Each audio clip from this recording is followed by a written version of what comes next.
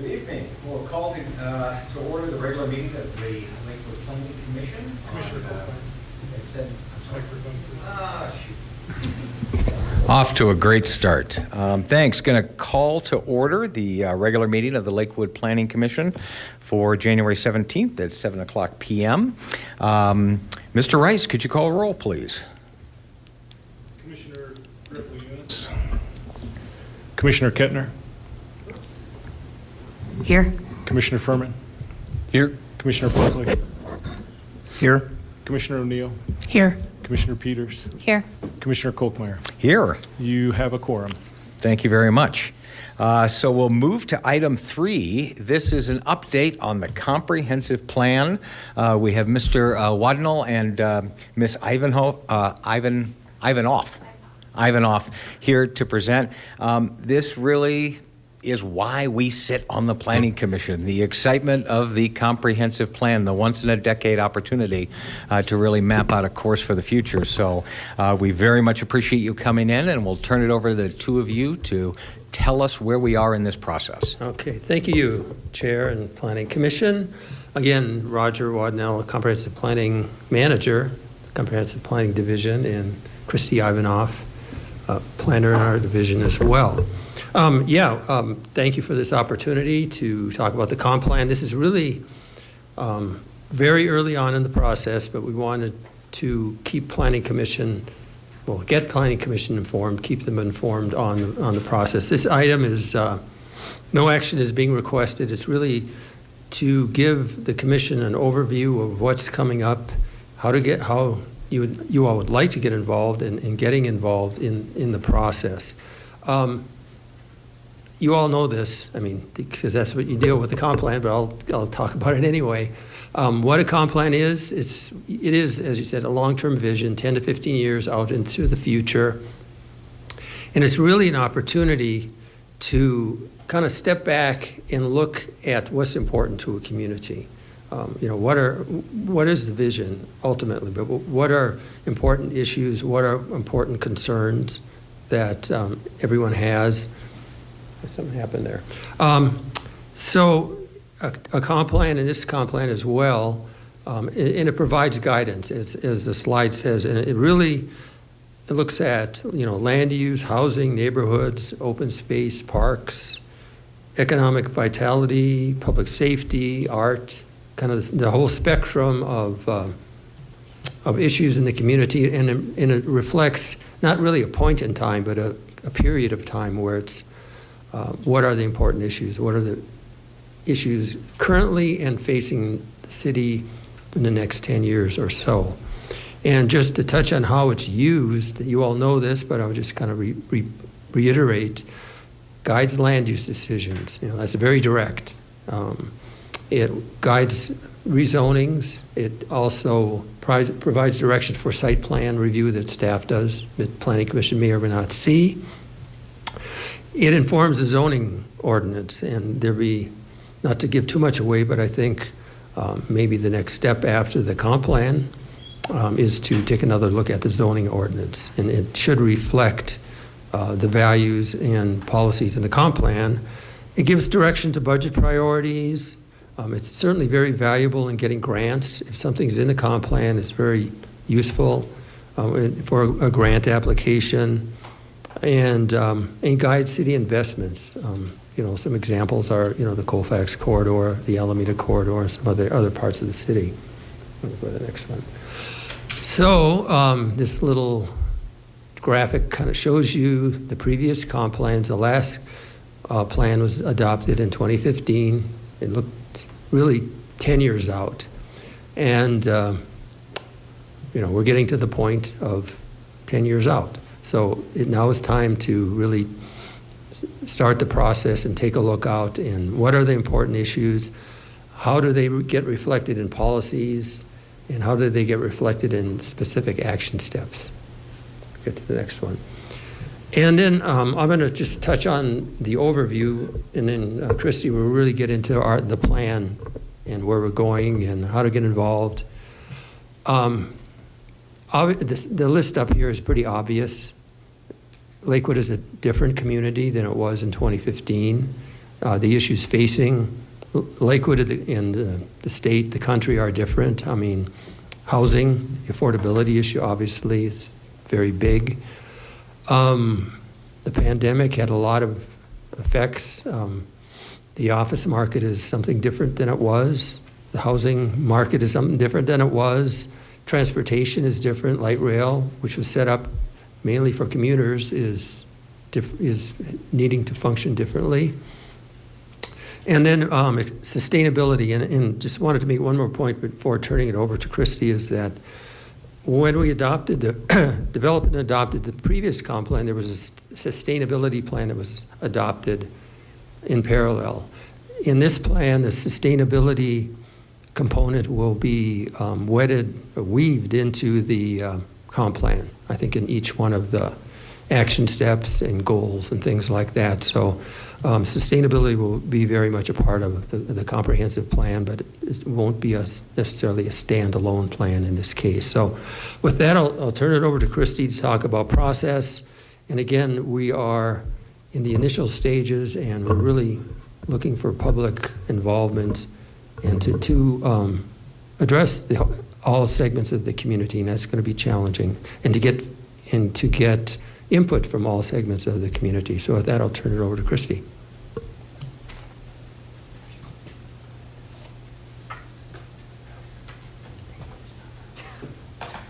Sorry, logistical challenges. Good evening, commissioners. I'm Christy Ivanoff, as Roger mentioned, and I'm a planner within the Comprehensive Planning Division. So we have an exciting year. We have an exciting year and a half ahead of us to develop this next comprehensive plan.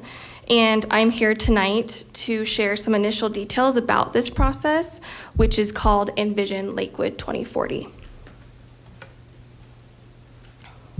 The planning process shown here will includes 4 phases. I will share more details about each phase in the following slides, but here's a very quick overview. The first phase, Plan for the Plan, started in November 2022 and was just completed this December. The second phase, Develop the Plan, started this month, January 2024, and will continue until early to mid 2025. By the end of the second phase, the goal is to have a draft of the comprehensive plan ready to begin the review and adoption process, which will occur during phase 3. The fourth phase is about implementing the plan and will continue through the lifespan of the plan, which will be 15 years for this comprehensive plan. And we are in phase 2. So here's more details about each of the phases. The first phase focused on planning for the plan, which included an internal kickoff to reflect on our previous comprehensive plan and discuss ways this next comprehensive plan can even be a more useful and relevant tool citywide for all of us. We also worked with a consultant to help with several pre-planning tasks, such as researching best practices as they relate to comprehensive plans, creating a public engagement approach that is inclusive and equitable, and providing recommendations to the plan, or providing recommendations for the plan organization and the implementation framework. To prepare for this public engagement process that we started this month, we created a project website on Lakewood Together, which will be the digital information and participation hub throughout the process. And this website, the URL is lakewood.org/Envision Lakewood 2040. You can also search on Lakewood Together for it as well. The city, as part of phase 1 still, the city also hosted an informational open house for City Council and Planning Commission in August to introduce this upcoming process.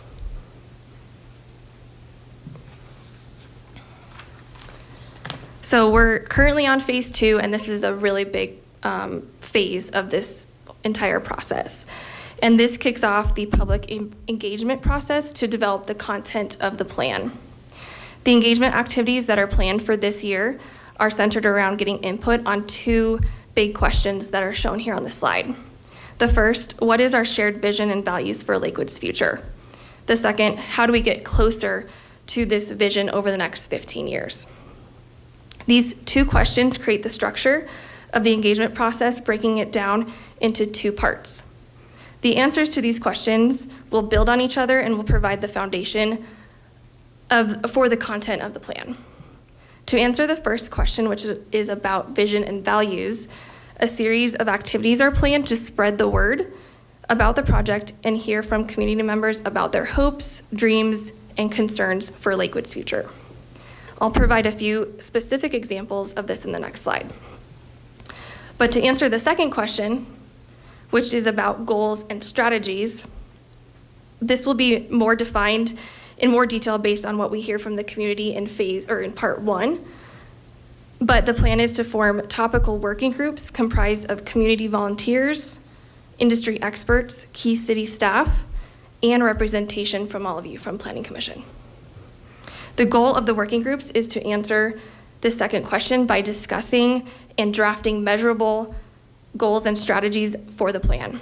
These goals and strategies drafted by the working groups will then be shared to the larger community for their review and for feedback. Once both of these questions have clear answers that represent the voices and experiences of as many community members as possible in Lakewood, including staff, Planning Commission, and City Council, the information will be compiled and formatted into a user-friendly, accessible document, and we will move forward to the review process in phase 3. So that was a very high-level overview for what is planned for this year.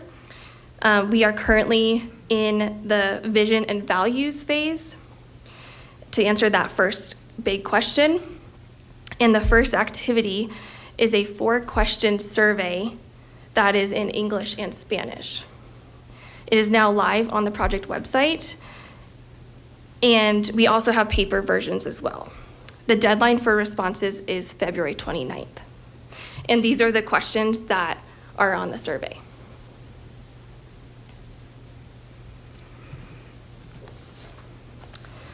One of the big engagement goals for this project, as with all projects, is to hear from as many people as possible in Lakewood, especially those who we do not usually hear from and those who do not usually participate in projects like this. So with that in mind, a prepaid postcard version of the survey and info about the project is being inserted into the January edition of Looking at Lakewood in both English and Spanish. This will be mailed to every household in Lakewood, which is approximately 85,000 addresses. Each member of every household, including youth, is encouraged to take the survey either by going online with a QR code or URL, or by filling out the prepaid postcard. And the actual postcard is shown here on the slide. So check out Looking at Lakewood because it'll be in there.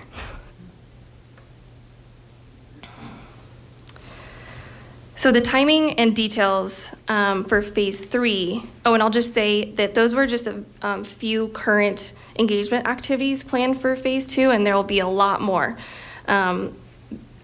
There's just a lot, there's gonna be a lot happening in phase 2.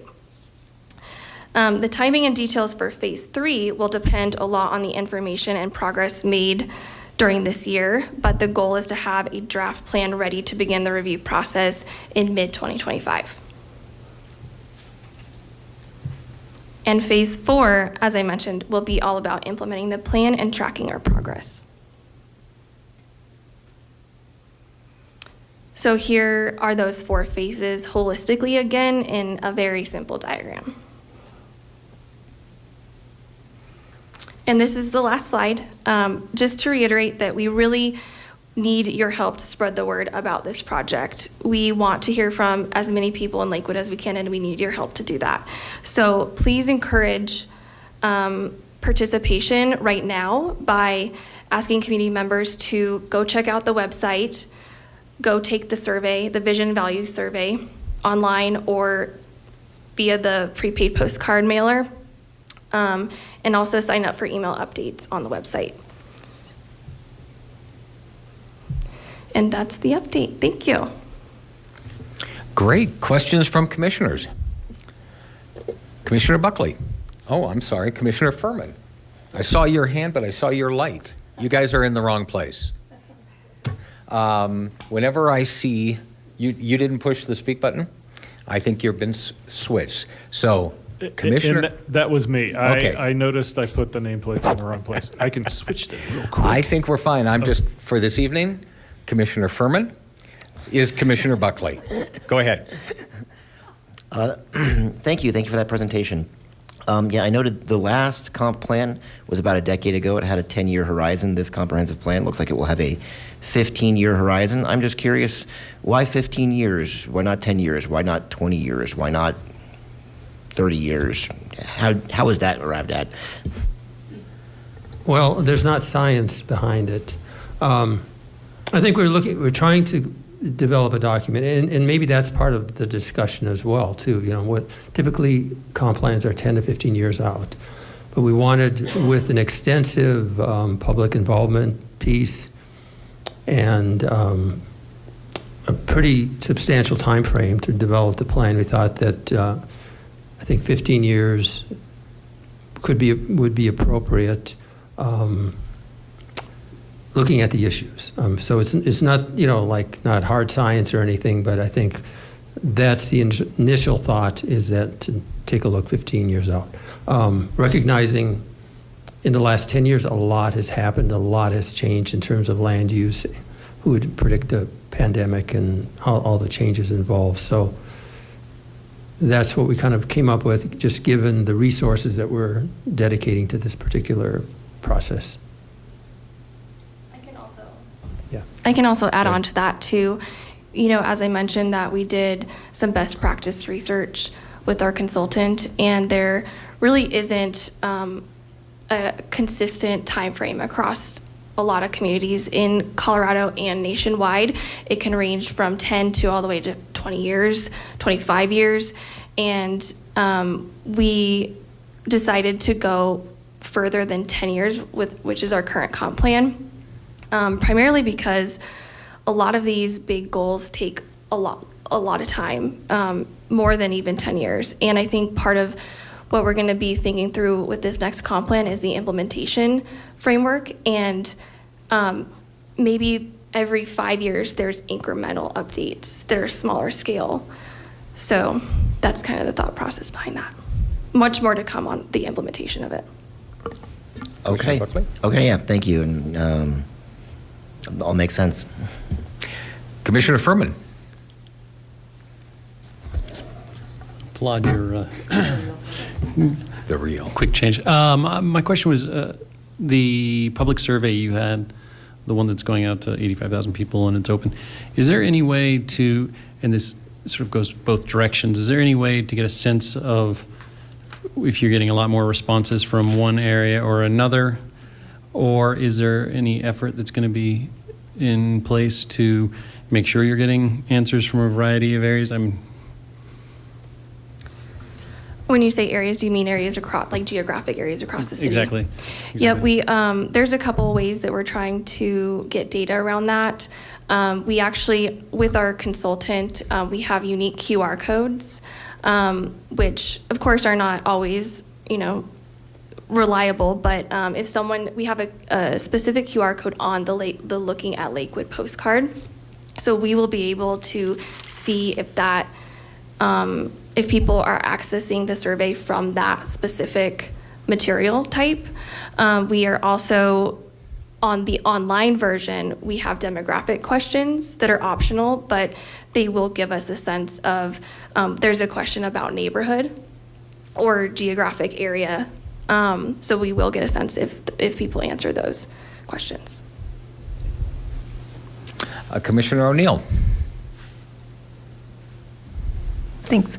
I just had a question, and I'm not sure this can be answered tonight, but I'm assuming a zoning update is going to come out simultaneously or soon after the comprehensive plan. Are there active conversations happening around what a zoning update will look like and how that would follow the new comp plan?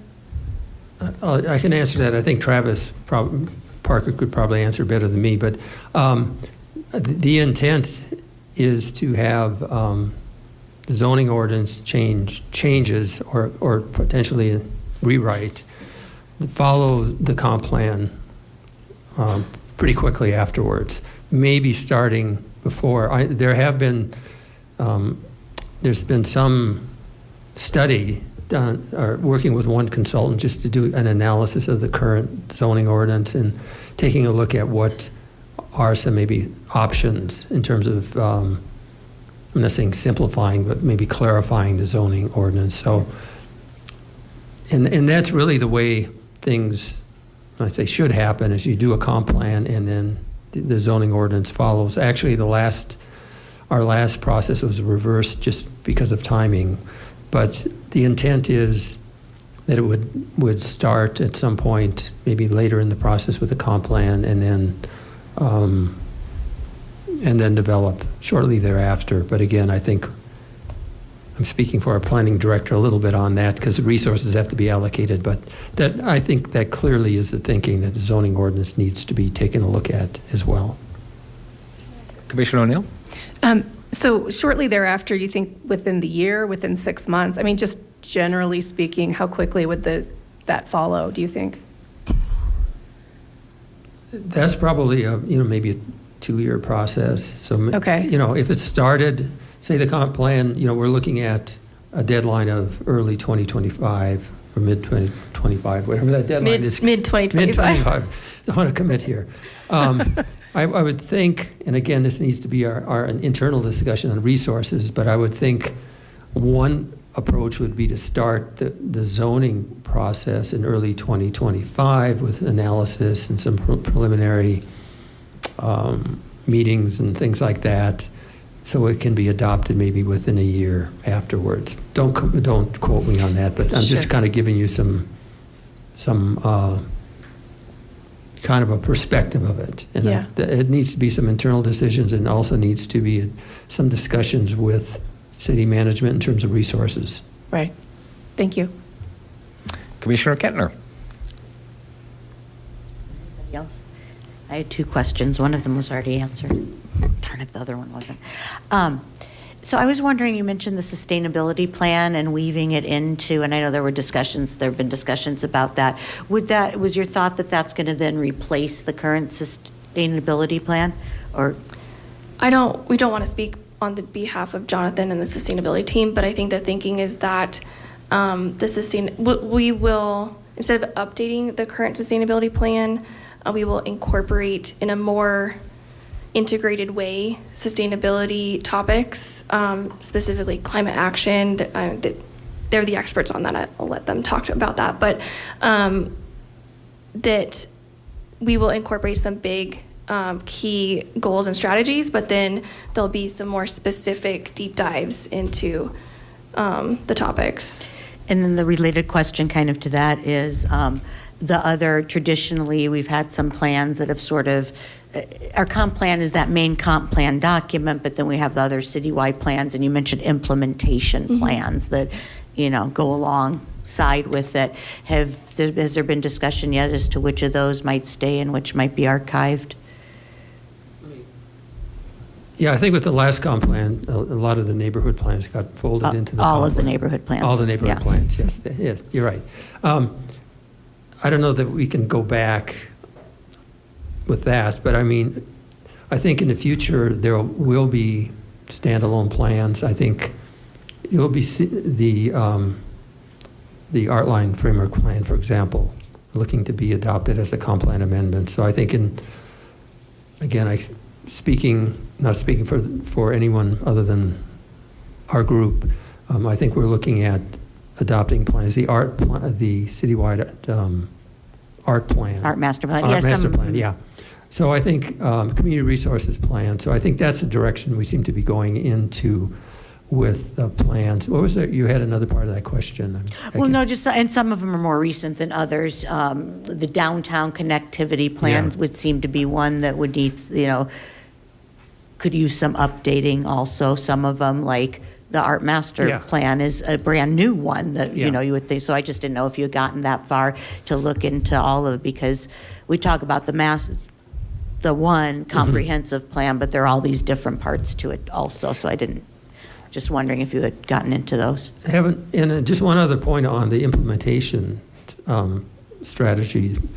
In the last comp plan, it was adopted as part of the plan. We certainly would adopt it as part of the plan, but I think, and maybe this kind of relates to Commissioner Buckley's comment, it wasn't in a form that was easily reflecting changes. You know, it was like 2015, there were 404 action steps. We kind of had to go through them. I think we're going to look at a way of, because one thing that does change a lot, the goals probably should be fairly, not change too much, but implementation steps. And those could be looked at maybe every 3 to 5 years, come back maybe through the process, maybe done administratively. We'll have to kind of see. But I think the implementation steps really need to be reviewed critically at least 3 to 5 years out and change, because resources change, issues change, and it needs to be more flexible. And I think that's a lesson learned from the last comp plan. Yeah, no, thank you. Yeah, because a few of them, some of them are new, but some of them exactly could probably use that same updating. Thank you. I had a few, and much like Commissioner Buckley, I was really struck by the 15 years. And for two reasons it gives me pause. Number one is that things are changing faster, and we want to be more nimble. But the other is that there's a tendency, I think, sometimes that when you set big goals and you say it's going to take a long time, there's a tendency to push back the hardest part of it. So when you have a nearer deadline, sometimes you take on those tasks earlier rather than pushing them off. So that was one question. And I also very much appreciate Commissioner O'Neill's question on the zoning code, because I think a number of us have heard that there's a risk here that the comp plan process that's supposed to inform the zoning changes may be moving slower than some of the zoning changes. So personally, I feel it's really important for those to be as connected as they can be and have staff involvement on that all the way through the process. We have, as I'm sure you know, some referrals from City Council that they want Planning Commission to be looking at specific changes to the zoning code. So that question of calendar, I think, is going to continue to be one, and my goal would be to try to get things on the same path and the same track if we can. I was also wondering if you could talk a little bit more about specifically how the Planning Commission members and the Planning Commission's involvement. So you talked about working groups. Can you talk a little more about that? The expectation is that members of the Planning Commission you want on working groups, and kind of talk about the timing on those, or do you know how many working groups and the subject matters, or anything you could share on that? Yeah, I can go ahead and jump into that. So we are planning for 3 working groups, and the topics and how the topics break across each of those 3 working groups will really depend on what we hear from the community based on this initial survey, and also just conversations, at meetings and pop-up events. But we will be kind of thinking through that in the structure of these working groups between now and March. So we will have more of a concrete idea and structure for the working groups in March. And the composition of them, as I mentioned, will be, we definitely want there to be a balance of community members and have them be representative of the Lakewood community. And so we're still thinking through that process, but I think we're gonna be probably planning on an application process for participation from community members on these working groups. And then also we'll have city staff and outside experts, as well as Planning Commission. So we'll have more details to share about that soon and your role in that. And Yeah, we would like to have at least 1 or 2 Planning Commission members, based upon your interest. That's something maybe you can think about on each one of the working groups. And I think the reason for 3 is just to get a manageable group, and we're stretched, as many organizations are, staff-wise, that we want to be efficient, but we certainly want planning commission involvement. You know, if you're interested in transportation or land use or sustainability, you know, we can align your involvement or specific members' involvement in those working groups. And then short-term, getting the word out, you know, and identifying groups or ways we can get the word out that maybe we haven't thought about quite yet. Or hopefully we thought about a lot, but you never know. We don't want to miss anything. So, just get the word out on the survey and that sort of thing. But certainly the working groups are going to do the heavy lifting in terms of developing policies and goals and things like that. So it might be as soon as March we'd be hearing some details on that, and that actually, I was wondering if it makes sense to kind of schedule the next time that you all come and tell us where we are is, and I guess we'll defer to you as to when the right time would be, but is that March? Is that our April meeting? But that is something that I think we would very much like to have on the agenda. Commissioner Kentner, is your light on from before or? Okay. Commissioner Peters. Thank you. Yeah, just two really quick, simple questions. One is, how often do you envision the working groups meeting? And the other is, what are the avenues through social media that you're looking at getting the word out for the survey? So the first question, we are planning on the working groups being formed in March. And then our first meeting, we're thinking about having 3 initial meetings every month. So starting in April, so April, May, June. And during the promotion of these, during the promotion of participation in these working groups, we will have the dates set so that, everyone participating in them knows the dates. And then we are planning on having a 4th meeting probably in October. Okay, so you're planning on having 1 meeting a month in April, May, and June? Yeah. And then a 4th one in October? Yeah, and the point or the goal with that is, again, the goal of these working groups is to really answer that second question. How are we going to get to this vision, or how are we going to get closer to the vision? And that's going to be drafting and developing the goals and strategies that will be in the comp plan. And so by the end of the 3rd meeting, we should have this ready to share back to the larger community. And we will have about a month and a half of feedback on those drafted strategies and goals. And then after that, we will meet back up with the working groups to kind of, talk about what we heard, the feedback, and then really get everything ready to start drafting the plan. And how big do you envision the group to be? Yeah, we are getting advice from our consultant and also some public facilitation support. And it's tough because we want them to be, they're meant to be working groups, so they need to be fairly small, but we also want to provide the opportunity for community members, to participate. And so I don't have an exact answer for you yet, but we will soon. Okay. And in terms of the application process, any thoughts on the criteria or how you're looking at bringing in diversity to that, on many different levels? Yeah, we are also still working through that as well. And probably February, we will have those details ready to share with you guys. Okay, well, we'll look forward to having you back. Thank you. Yeah. Commissioner O'Neill. Thanks. I had a question about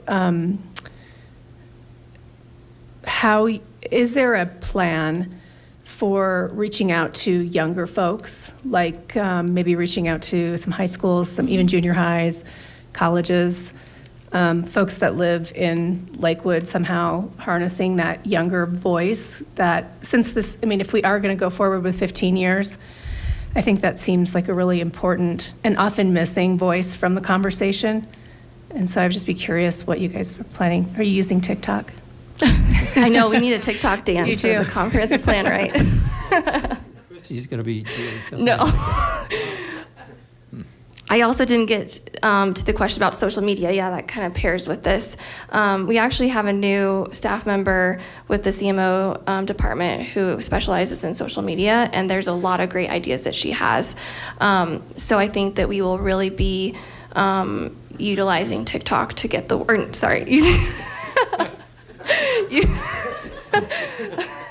utilizing social media across spectrums to get the word out about this to the younger population. And also, we are planning on some activities that we can share with students, elementary all the way up to high school and even college, universities, to really have them participate in ways that make sense, for those age groups.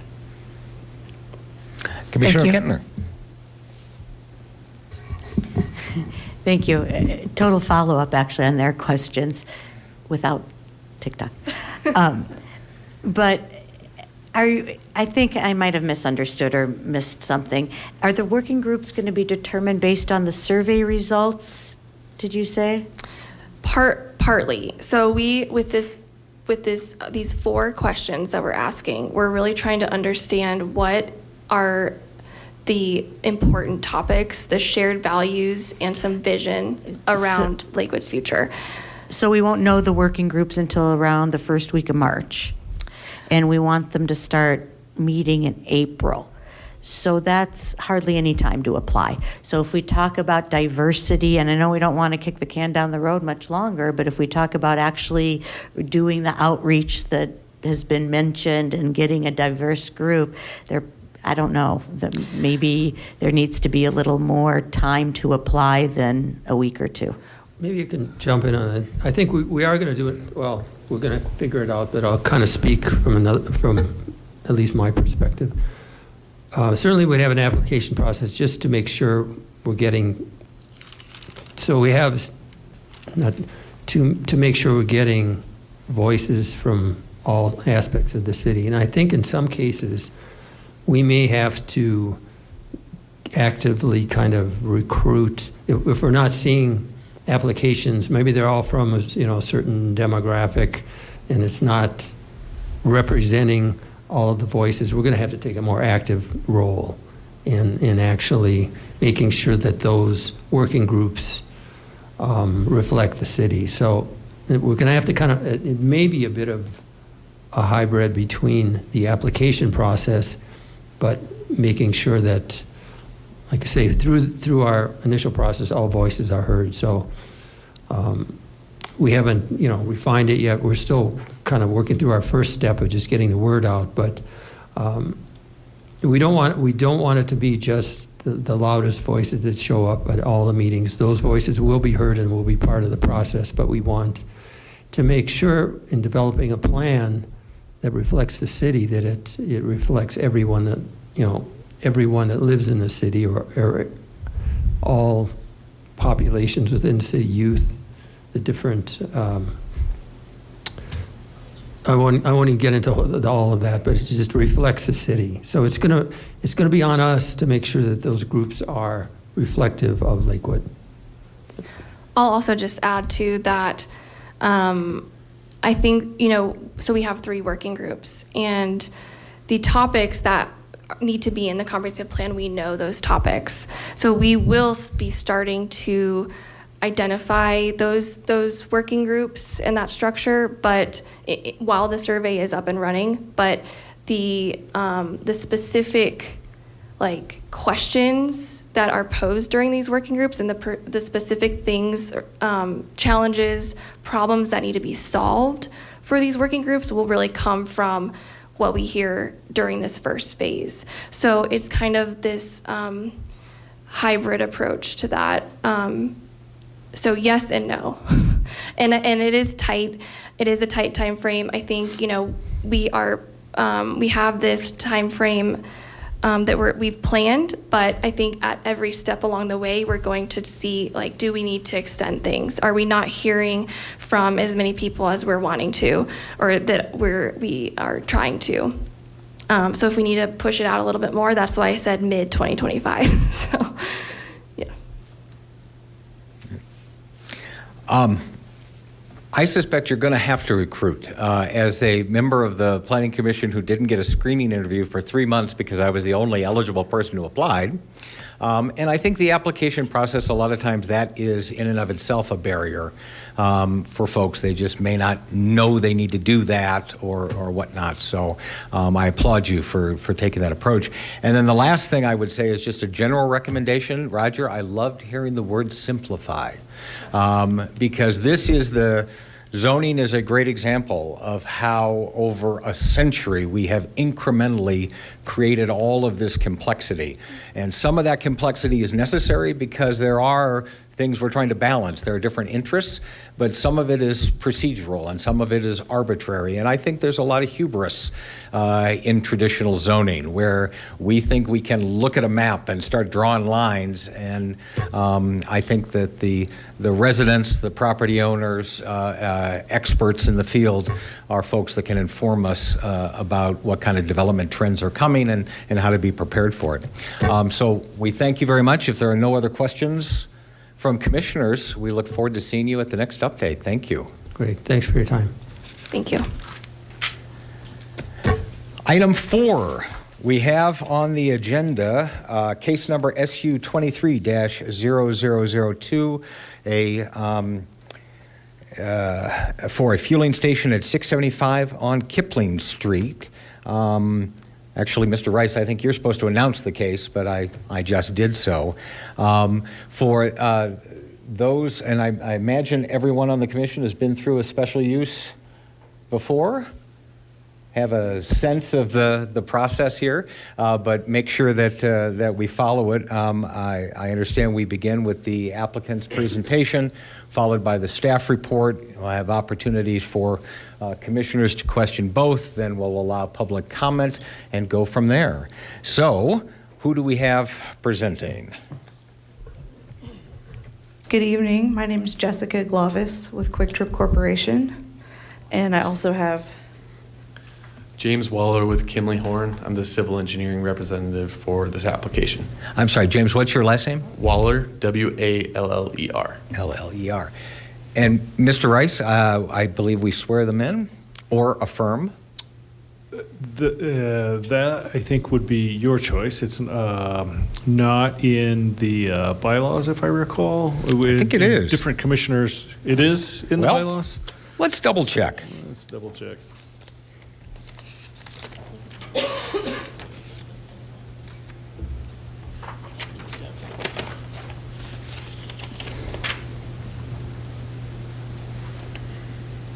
The chair shall instruct the clerk to swear in all individuals who want to testify at any quasi-judicial hearing. All speakers at any form of the hearing shall state their name and either their address or ward prior to addressing the commission. So I think we do. Okay.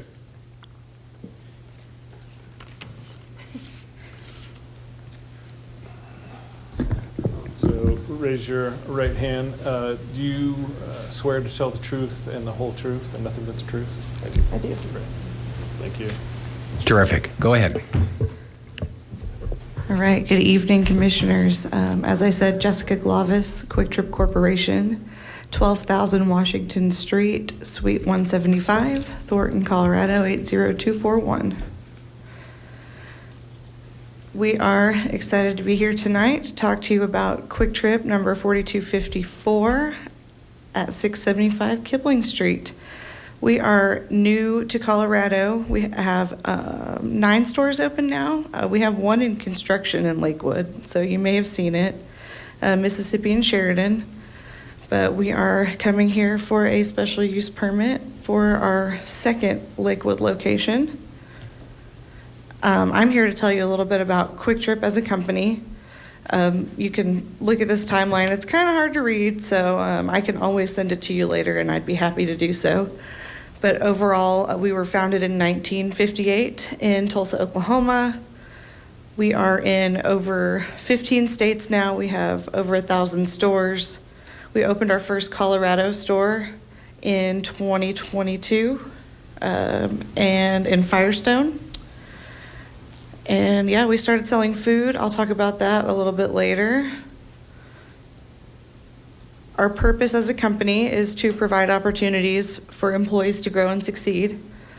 I personally am an example of that. I actually started as a cashier / part-time clerk as a 16-year-old in high school in Oklahoma, and now I am in the real estate department. I've been with the company for 21 years, and it's a great company.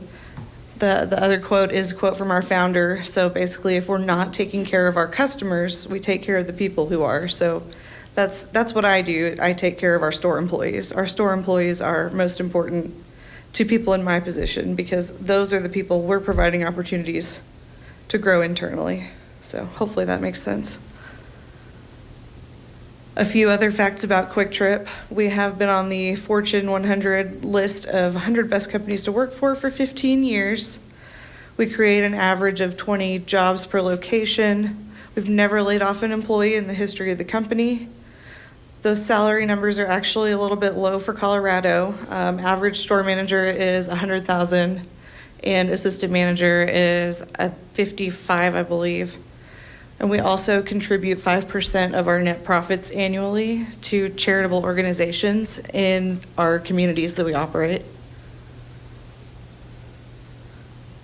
So some pictures of us out in the community. We like to participate in United Way Day of Caring. We actually attempted the Martin Luther King Parade in Denver on Monday. That was an adventure. But yeah, we like to be part of our community. It was very cold, part of our community. We are having a huge emphasis on store security, so I wanted to put this in here. We have a security operations center in Tulsa, Oklahoma, where all of our stores are monitored 24/7. They have panic buttons around the store, and the employees actually wear them too. They can press that button at any time, and they can pull up their store in Tulsa and see basically anything in the store from the cameras. They can get in touch with local authorities and get them out to the store. We're constantly working with local law enforcement so that they can get our footage to use when things happen. So that's huge for us is employee security. Our founder said he does not want to open a store that he wouldn't let his daughter work at. Oh, that slide got a little weird. We did move to fresh food in 2013, so we do have a full-service kitchen in all of our stores. Say, is the food pictures next? There we go. Hope you're not hungry. We have really good pizza. Breakfast pizza is my favorite. It's not pictured on there. Pretzels, sub sandwiches, brisket. You'd be surprised all the things we have. It's pretty good food. And we also have the standard convenience store food as well, the roller grills, all the fountain drinks, a ridiculous tea selection.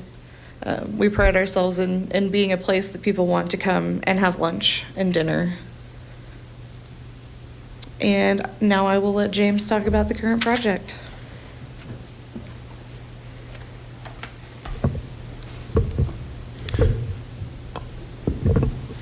Good evening, Commissioners. I didn't state my address at the beginning. It's 1875 Vista Plaza Street, Severance, Colorado 80550. So talking about the current project here, we are going to be located at the northwest corner of 6th Avenue Frontage Road and Kipling Street at 675 Kipling Street in Lakewood, Colorado. Currently, it's a vacant lot that was once hosting a restaurant and an office building.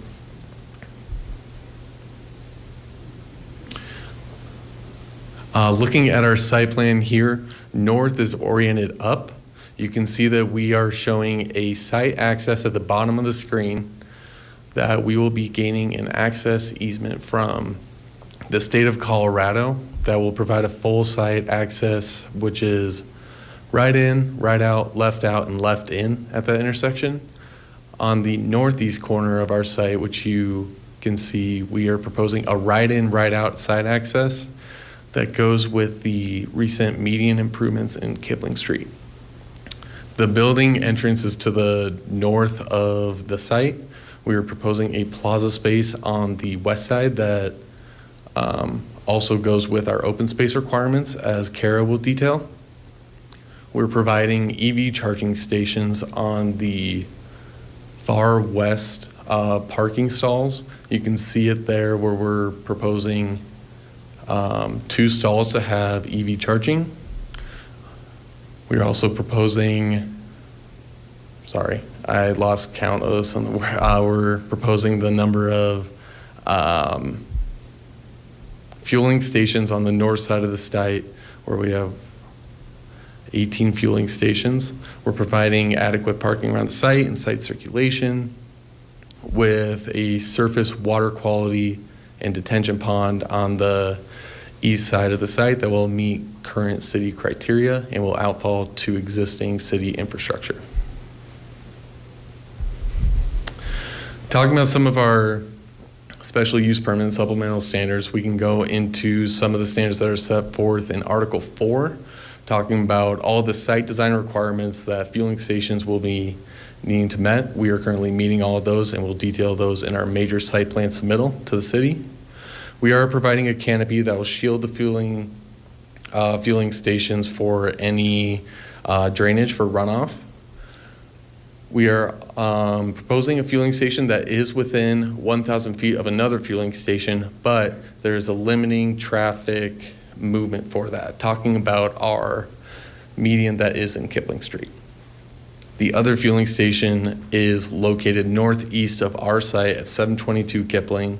It's a Circle K, but there are restricted movements for our site and their site that supersedes the 1,000-foot radius conflict between 2 fueling stations. Going on to Article 5, we're talking about the typical building setbacks. As we are in our CR zoning, we have a building setback minimum of 15 feet from Kipling and 6th Avenue frontage road that we are meeting, and we have no structure, no permanent structure that is located within 5 feet of a property line, which includes the canopy structure and any underground storage tanks, etc. Continuing on, as you'll see in slides to follow, our proposed convenience store and fuel canopies are providing adequate transparency with requirements that have been detailed out by the city of Lakewood, where we're going to be meeting 40% transparency for it. We're providing the same materials and colors for the different structures, and we are in compliance with Article 7 of the zoning code. Our proposed special use is consistent with the comp plan. We are in a growth area for commercial use. We are including pedestrian access throughout our site. We are providing, we are maintaining and making the bus stop that's off of 6th Avenue frontage road better in the proposed conditions. And we are providing landscape areas that are along the public right-of-way that will provide better pedestrian safety, as we're going to be detaching the sidewalk along there and provide a greater clear zone along 6th Avenue frontage or along Kipling Street. Also, we will not substantially impair the appropriate use of the development of the adjacent properties. If we're looking at the adjacent properties, we have a hotel to the north that we will be connecting on with pedestrian use with the sidewalk. We are maintaining pedestrian connectivity across the 6th Avenue or across Kipling Street at the 6th Avenue frontage road intersection. And we will continue the pedestrian connectivity along 6th Avenue frontage road to our property line along the southwest corner. Another item where we will not substantially impair the appropriate use of others is talking about our fueling tanks. They're double walled with leak detection systems that, as Jessica talked about, the security systems, that also gets sent to their Tulsa, Oklahoma corporate center, that if they see anything about any leakage or any pressure change, anything, it stops all the fueling canopies there until any potential damages are mitigated. We're providing on-site stormwater treatment with a surface pond on the southeast corner. It's providing water quality and detention for our site and any sites that are draining to us based off of the city drainage code. As I talked about in the previous slide, you can see the building elevations for our front, rear, and side elevations. One thing to note that we worked with the city staff on through the special use permit and the conceptual land use plan was adding greater transparency along the rear and side elevations. If you note the materials, color, and other architectural items on the building elevation, you'll see that they're going to match the canopy elevation here to make a site that has continuity in its architectural features. Briefly talking about some of the building interior, we just wanted to highlight some of the cleanliness here. Typically, you'll go into a convenience store, not feel safe, not really want to pick up something. The Quick Trip employees on an hourly basis will check all their beverage stations, will wipe down any surfaces, and just maintain a clean environment that you would want to come get coffee at, or any other beverage, or the breakfast pizza, which is very good. So we just wanted to thank you all for your time tonight, and especially Kara Mueller with the planning department for her willingness to answer questions and work with our team through the process. Thank you. Questions for commissioners?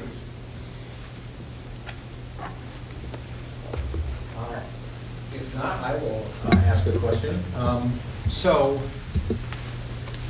I appreciate all the information you provided. As you mentioned, all of us have sat through an awful lot of zoning presentations, and I have no doubt this is a fabulous company, a great corporate citizen. Commissioner Yes. Kochmeyer. Darn it. It was a beautiful speech. You missed it. I was going to say that I was saying that I appreciate all the information you've provided.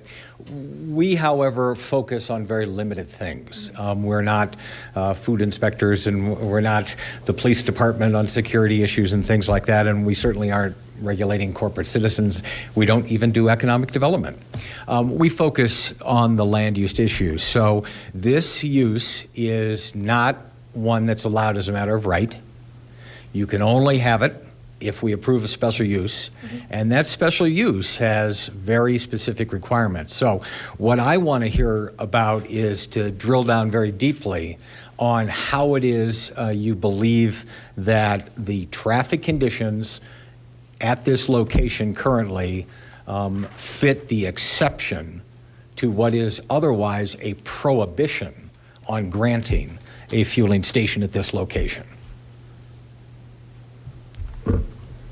Can we bring our traffic engineer up for that, or is that a zoning question? It's entirely however you would like to present your case, but you understand you have to provide evidence that you meet 17.4.3.1 M3B. Yes. Right? Traffic conditions at the site that necessitate us approving this within 1,000 feet of another gas station. Okay. Do you have the median? Sure. Do you have the median info? Yeah. That's what we need. Oh. Yeah, do you need to swear him in? Sorry. Say what? Could you stand up when we... We weren't ready for traffic yet. I apologize. Right hand. Do you swear to tell the truth, the whole truth, and nothing but the truth? I do. Thank you. And I think we need you at the mic. Thanks. Just working my way around. Jeff Plank, 6200 South Syracuse Way, Greenwood Village, 80111. And I helped prepare the traffic study and here to answer any questions you have, but I can state from a traffic operation standpoint, from kind of a generic question, that all intersections studied in the study area operate acceptably by city standard, industry standard level of service D or better throughout the 20-year, 2045 horizon. The accesses all have movements that operate at level of service D or better, acceptable movements. The existing access along Kipling Street will actually be, if it wasn't developed, would have its full northbound left turn movement that is currently there today will actually be restricted to right in, right out movements with the median extension along Kipling Street. So that's right where I need you to focus, because when I went there, I didn't see this median. It's not there. So where is it? There is a median, but what you're proposing is an extension. Extension of that An median. extension of the median. And that is something that the city has committed to do? Is that something you're proposing? I I'll let you can speak to speak to that. Uh-huh. It should have, Karen and I discussed an exhibit that should have been included in the Planning Commission report that detailed out median improvements along Kipling that have been done and as built with the city within the last month. Correct? Over the last several months, from 13th down to 6th Avenue, there have been median improvements.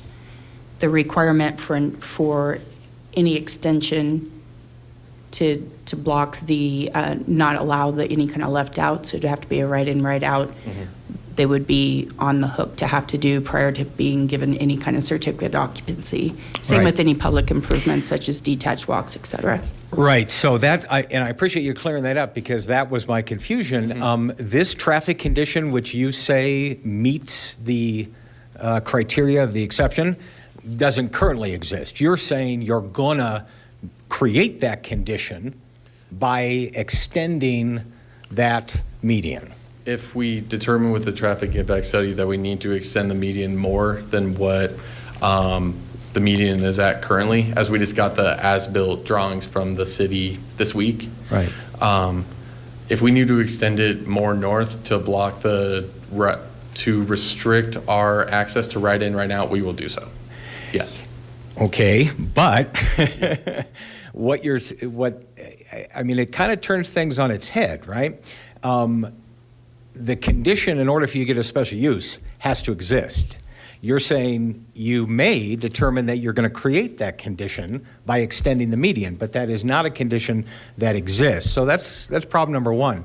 But the second problem I have is I'm confused why you would have the traffic problem, because you also have the ability to turn onto the frontage road. So you've got that left turn there, even if you did extend the median in the future, not currently as part of your application, but in the future, there is still a way to turn from the other side. So doesn't that ameliorate the traffic condition that we're required to find? I don't believe that condition is within the 1,000-foot radius because it's not on the same public right-of-way. The gas station that is within 1,000 feet cannot be given a special use unless the traffic conditions are such that you meet the exception. So if you can turn from Kipling going north onto that frontage road and get right into your gas station, even though you're proposing to then extend the median farther north on Kipling, where's the traffic problem? I guess I'm not following what condition is the problem in your mind. No. You are the applicants. Yes. So you have to provide evidence of a traffic condition that meets the exception. Right? Yes. What is that? We are going to propose to extend the median, if not at an adequate length currently, to limit the access off of Kipling to right in, right out. Okay. And even if you did that, why is it a traffic problem? Because there is still an ability to turn into your property from Kipling going north onto the frontage road and in. Where's the traffic bottleneck that the exception requires?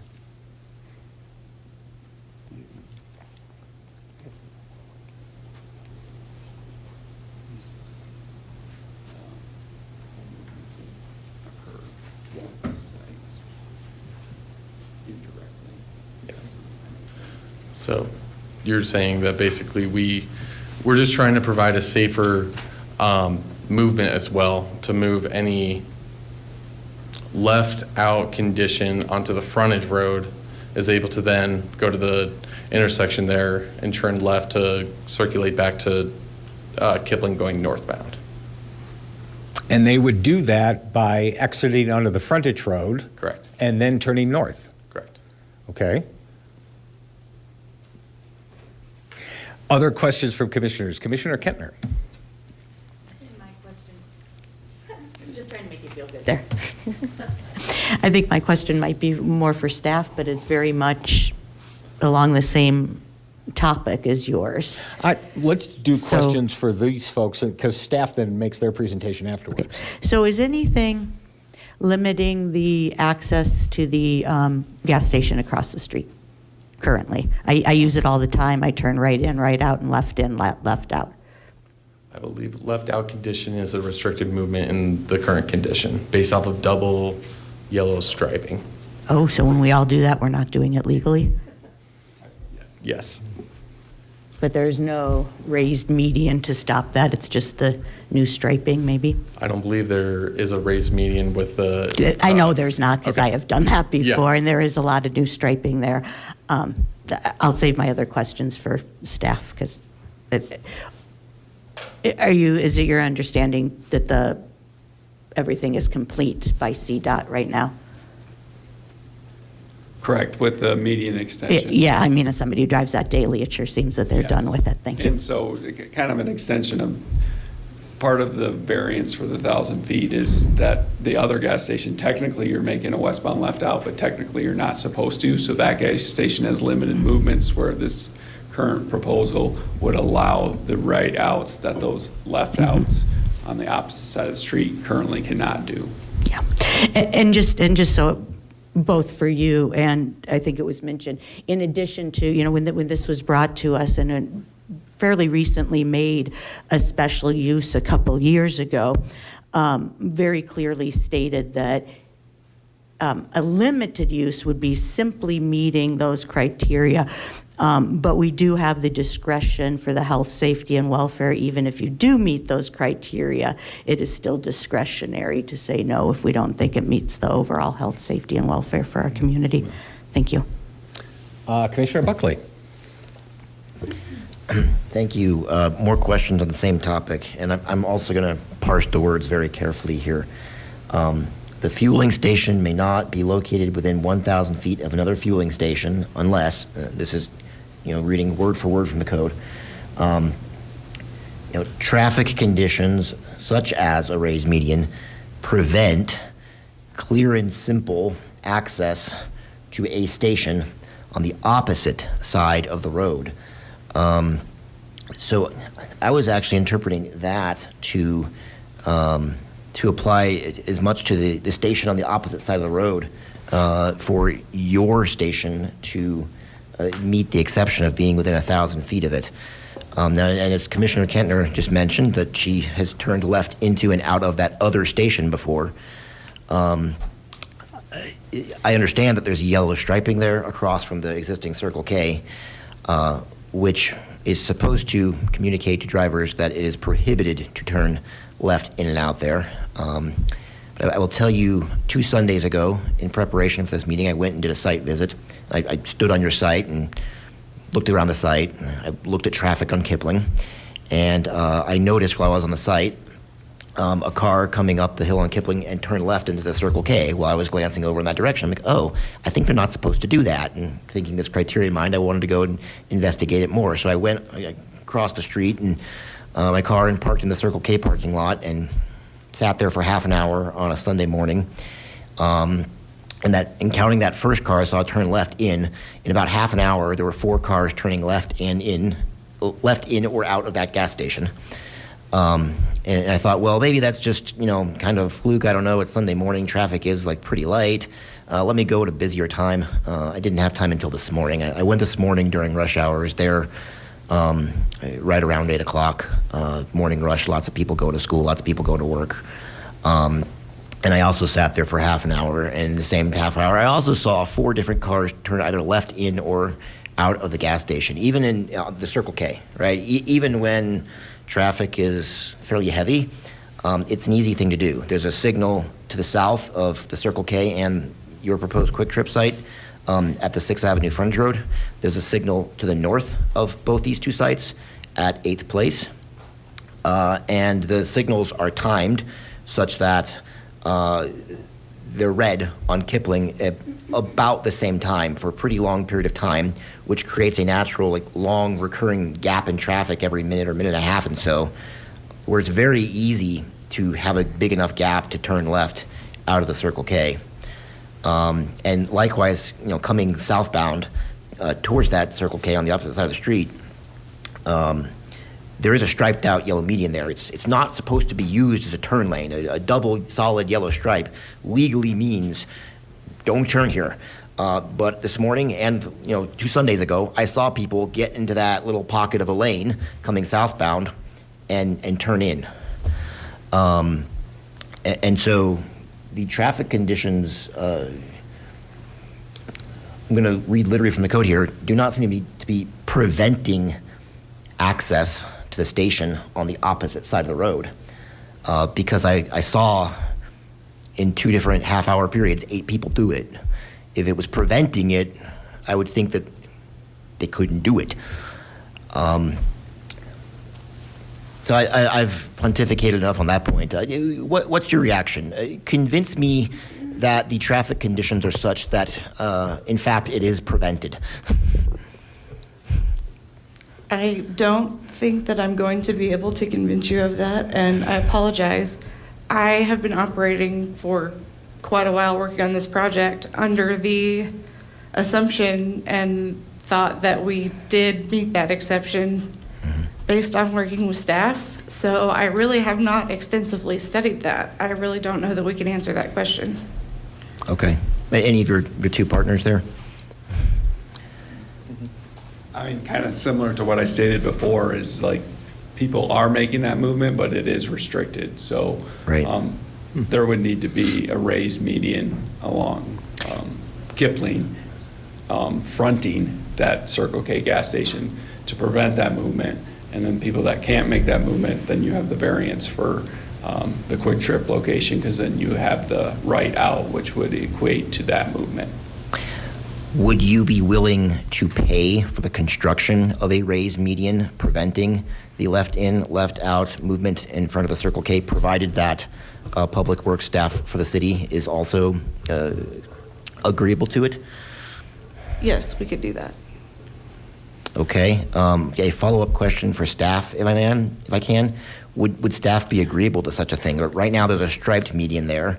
Is there any? I'm going to do the same thing I did to Commissioner Kentner, if you don't mind. Okay. Let's hold off on staff questions. Let's finish with the applicant, and then we'll move on, if that's okay. But if you have others for the applicant. Okay. Sure. Yeah, I do have more questions for the applicant. Regarding the median in front of your store, I heard tonight that it doesn't exist. I heard that it does exist, but you guys are planning to extend it further to the north. I've been out there and I've seen it, so it does exist. It is very recently constructed. I drive through here often enough where a few months ago I know for sure it was not there. It's pretty new, but it does exist. It does seem to me, if I'm coming northbound, that to me, it seemed like it would be very hard to turn left into the subject site. I didn't try. It seemed unsafe and not doable. But can you clarify for me, yes or no, will your site plan extend that median further north? It's in front of your store. I think what James was trying to say earlier was that we need to get the as-built so that we can confirm that it is long enough based on traffic standards to properly block the turns. And Sure. Once we know that, we'll find out if we're going to have to extend it or not. Okay. And So we really don't know yet. Yeah, and just to clarify as well, I don't know if this is based on any sort of traffic standard. You know, up until this recent project that is being constructed by the city, there actually was a left turn lane into the vacant site that was used to access the old, restaurant and office building back in the day.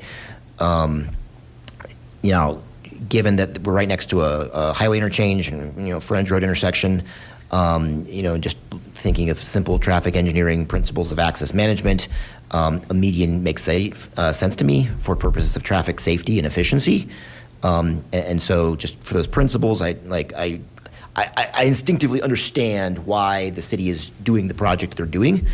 But for our purposes here tonight, I think the traffic is not the main point. The main point is the zoning. So it's not so much to me whether the traffic criteria is met, although as a professional engineer myself, who's a traffic engineer, that's very important, get that right. But sitting as a member of this planning commission right now and not as my day job as a traffic engineer, meeting the conditions of the zoning code is what I have to cast my vote on. And so you mentioned that you will make sure you're meeting the traffic standards. Yes, please do. But also you have to meet the zoning standards, and they are different. I think those are my questions about the traffic issues. I do have further questions if you want me to go on, Chair, or? For the applicant, sure. Yeah, for the applicant, yes. Okay, additionally on this site, I noted there are a number of older trees. Our ordinance in Chapter 7.7.8, A and B, talks about existing tree preservations for trees greater than 8-inch caliper. Now, I did not bring my tape measure out to the site, but some of those trees looked like they probably were greater than 8 inches. So can you tell me about the trees on the site? Are there any qualifying trees that are protected under a code greater than 8-inch, and how many are being removed or not removed, and along those lines? Yeah, so there are a decent amount of mature trees on the site, as you're stating. The majority of them are in curb islands that haven't been maintained over the years. Yes. And with demolition of the site would be set up to die. So rather than letting them die and remain on the site, we are proposing to remove trees. We've done tree mitigation out on site where our professional landscape architect has gone out, measured the trees, noted them on a tree mitigation plan that will be submitted with the major site plan submittal, and we've accounted for that mitigation with any additional proposed trees on our site. The trees that we were able to save with our site plan layout, as you can show here, the trees that are in the northeast corner, northwest corner, and along the southwest corner within our property line are all proposed to be maintained if they were not in a curb island where they would be destroyed with demolition. Okay. And do you have numbers of approximately how many trees there are overall, and how many are being saved, how many are being removed?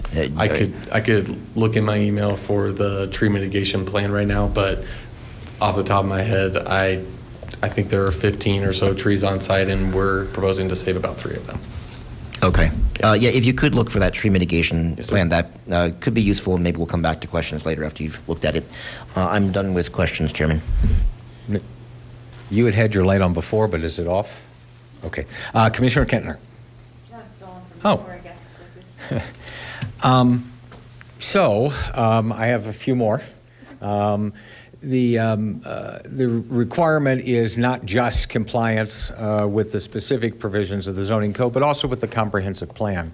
One of the big issues in the comprehensive plan is trying to, if you'll pardon the pun, drive down per capita miles, right? Decreasing activity by cars. Can you address how an additional filling station will be consistent with that aspect of our comprehensive plan? Well, for our placement, we really are only pulling on existing cars. So we're not creating new traffic at all. We're really creating a place for pedestrians to come as well that's not there now. So they will be able to come to our site, get a snack, hang out in the little plaza area, and we'll hopefully pull people, from the highway as well. But that, those are existing cars. We're not creating the traffic. We're just taking the existing traffic. So we're not really trying to add anything there. Okay. Another aspect of our sustainability plan is that we have to look at projects that decrease greenhouse gas emissions. Mhm. Are there any greenhouse gas emissions that come from a fueling station? I'm sure there are greenhouse gas emissions that come from everything. But I'm asking specifically about a fueling station. I'm sure there are. We have state-of-the-art systems in place and all kinds of vapor removal systems in our tanks. We have air quality permits that we have to file for with the state. So we do all those things. We really try to do everything we can. I do have a sustainability report that I can send at some point if you'd like it. Yeah, and again, and this will be something we'll ask the staff as well. I mean, again, the comprehensive plan is the comprehensive plan, and it's already been adopted and it's in effect, and you have to be consistent with it. And one of the things is, are you increasing or decreasing greenhouse gas emissions? And it's my understanding, unless you tell me differently, that fueling does off-vent greenhouse gas emissions, so they do go up if this use were to be approved. Is that reasonable? And maybe they're within legal limits, but they still go up. Is that? It would be more than a vacant lot, yes. Okay, great. Commissioner O'Neill. Thank you. So I guess my question is sort of back to traffic, but also pedestrian traffic.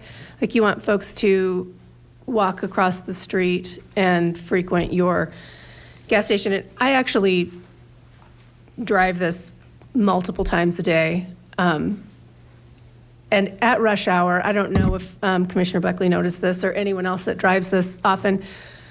At rush hour, that particular frontage road left turn going north is very gnarly, and it backs up a lot.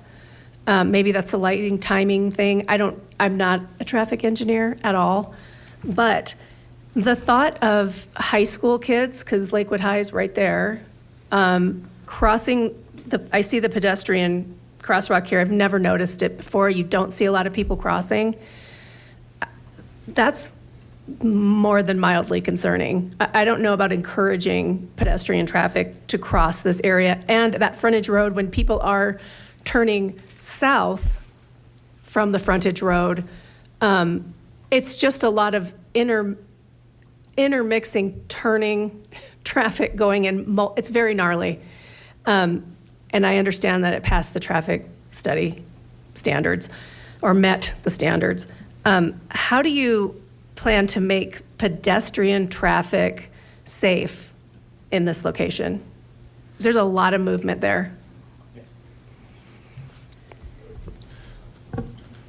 So I'll talk to the pedestrian safety and he'll talk to the left turn. Okay. For pedestrian safety, what we're looking to do along our frontage is we're required to have sidewalk along our frontage for right-of-way for pedestrian connectivity between lots.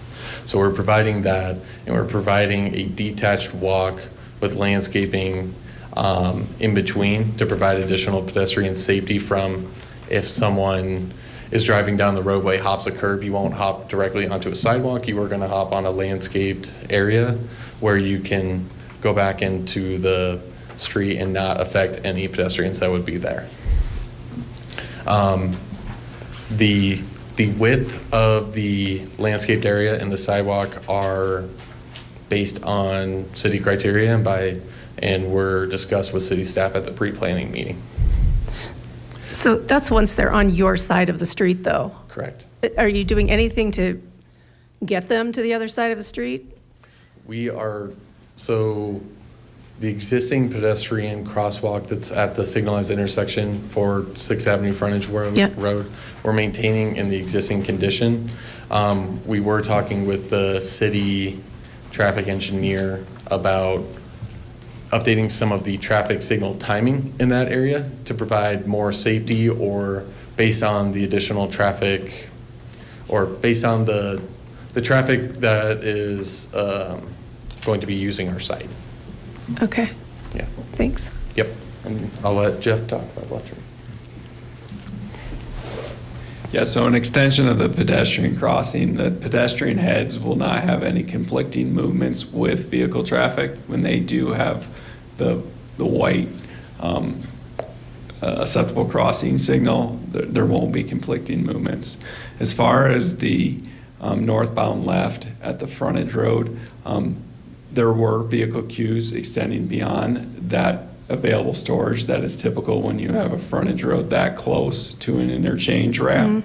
The good, well, I won't say good thing, but the mitigation factor for that is when you have the interchange ramp, you have an external storage lane that can be utilized with the interchange ramp, because with the east leg of the frontage road, you don't have a phase that conflicts with allowing vehicles to continue through from the ramp to the frontage road to have external storage. And so having these external storage is fairly typical at diamond interchanges. And so that is the mitigating factor, is having the external storage extending through the ramp to the south. Does external storage mean a designated turning lane, or what is that? I don't know what external. It's in a designated turning lane. That ramp could be, because there is not an east leg at the interchange ramp, not the frontage road, making movements. There's not a southbound, there's not a receiving lane on the east leg, so you don't have a southbound left turn movement. So usually when northbound and southbound left turn movements, they go coincidentally. But if you don't have the southbound left, then you can send vehicles through northbound as an external storage, because you don't have that conflicting movement. But yes, it is in a storage lane. Okay, thank you. Commissioner Buckley. Thank you. I did think of another question I had for all of you. You mentioned the 2 EV chargers you are installing on site. Can you tell me how many electric vehicle charging stations does Quick Trip operate around the country? Currently, we have 2. We just started working Okay. that out. So we have 2 operating in Denver. We have 2 under construction at a store that is opening at the end of February. And we have probably 10 more proposed. Okay. By chance, does that other store in Lakewood you mentioned at Mississippi and Sheridan have EV chargers? That one does not. Okay. And I'm curious why you selected level 2 EV chargers. As you probably know, level 2 chargers are alternating current 240 volts, maybe about, 6 kilowatt charging speed. So with a typical electric vehicle, if you want to charge from 0 to 80%, it's like a pretty typical place to charge. I mean, it can take 6, 7, 8, 9, 10 hours. Why not a level 3 charger? Aside from the obvious that the level 3 is probably significantly more expensive, but a level 3 charger can charge most vehicles 30 minutes. Direct current charging. It's much faster, and I think maybe better emulates the gas station experience for people in an electric vehicle. So why not a level 3 charger? I'm actually not sure that we're married to what we said, level 2. I don't remember why we decided that or when we chose that. So Okay. I think there's a requirement in the city code, if I'm not mistaken, for a certain percentage of parking spaces to be electric vehicle charging ready. And I think our code either specifies level 2 or does not specify. maybe that's why we I can chose clarify that. with staff when I can ask them questions, I guess. But I would just suggest that given that you're a fueling station, like level 2 chargers make sense if you're a destination, right? If you are a place where people drive to and they keep their car for several hours, then they can get a lot of charging, and even at a relatively slow speed, it makes sense. And they're a lot cheaper to install. We need a lot more of those at destinations. You know, as you yourself y'all alluded to, you know, earlier answering my co-commissioner's traffic question, Quick Trip's not really a destination that draws new people, right? Gas stations are choose where they're sited because there's a lot of traffic on Kipling and 6th Avenue, and you want to be next to a lot of traffic. So a lot of people say, "Oh, I need gas. Let me turn into your fueling station." You're sucking existing traffic that would be on the road anyway. So you're not really a destination. You're just, you know, an incidental, convenient place to go. And yeah, level 2 chargers, they're really a destination kind of charger. You know, I just think a level 3 charger would make a lot more sense, even business-wise. It'd probably get a lot more use. And typically, also level 3 chargers charge more per kilowatt hour for the charging speed convenience. And so it might, you know, bigger upfront investment, but it might even be in your business interest to be able to install a charger that's faster and will get more use, and you can charge more for people who are using it. So yeah, would you be open to upgrading to a level 3 on the site? Yeah, I think we would. I know that our others that are installed are level 3. They are level 3? Yes. Okay. So you don't have any level 2 chargers anywhere? No. Yeah. Yeah, level 3 would make a lot of sense. So thank you. Thank you. Thank you. Any other questions for the applicant? May I speak to Sure. Commissioner Buckley's? I think level 2 is outlined in Article 13 of the sustainability when we're looking at the requirements there. Level 3 is not a problem. Yeah, that's what I thought. I think I would probably interpret that level 2 exceeds level 3 exceeds level 2, so it should still meet the same zoning requirement. Correct. Thanks. All right, thank you. Go ahead and have a seat. We're going to have Ms. Mueller give us the staff presentation. And Chair Kolkmeyer, may I address the commission? So just listening to the discussion and questions, I will state this. Staff has a little different interpretation on what meets the criteria for clear and simple access to the station across the street. So I just want to throw that out there. So we are eager to hear it. Yes, no, and so I'm just stating that if we would have felt that it didn't meet the criteria, we wouldn't have brought it to you. So I think this is the first SUP request that we've had with these particular criteria. So I just wanted to throw that out there so you know where staff is. Yeah, let's dig into it though.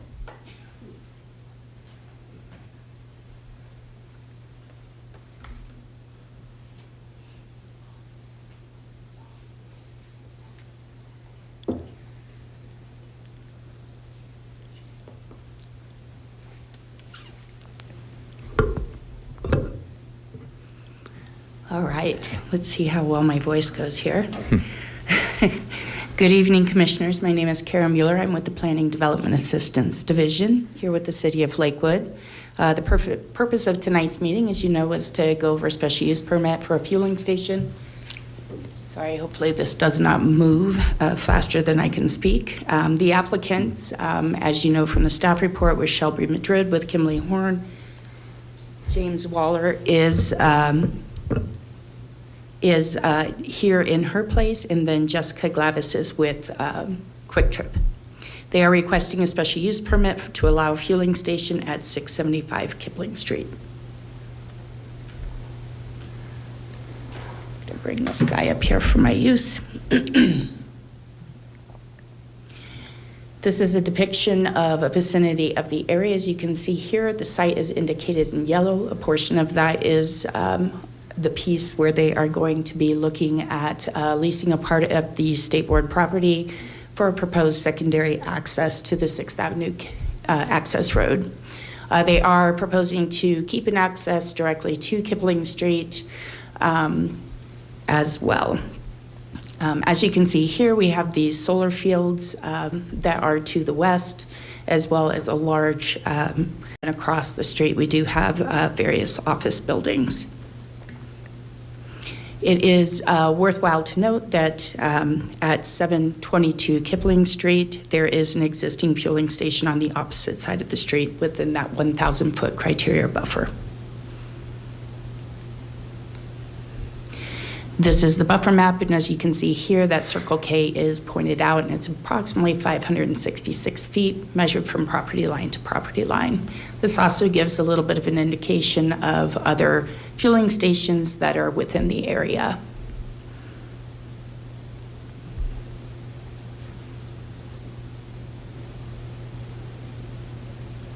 As you can see here, again, we see the site access going onto the site, the new raised median that has been currently constructed, and there were existing double-striped restrictive movements into the 722 Kipling Street access for the Circle K, and those have been maintained as part of the median improvements and striping. The zoning on this property is a commercial regional CR zone district, and the surrounding properties are also zoned CR. On the opposite side of the street, we do have mixed-use employment suburban.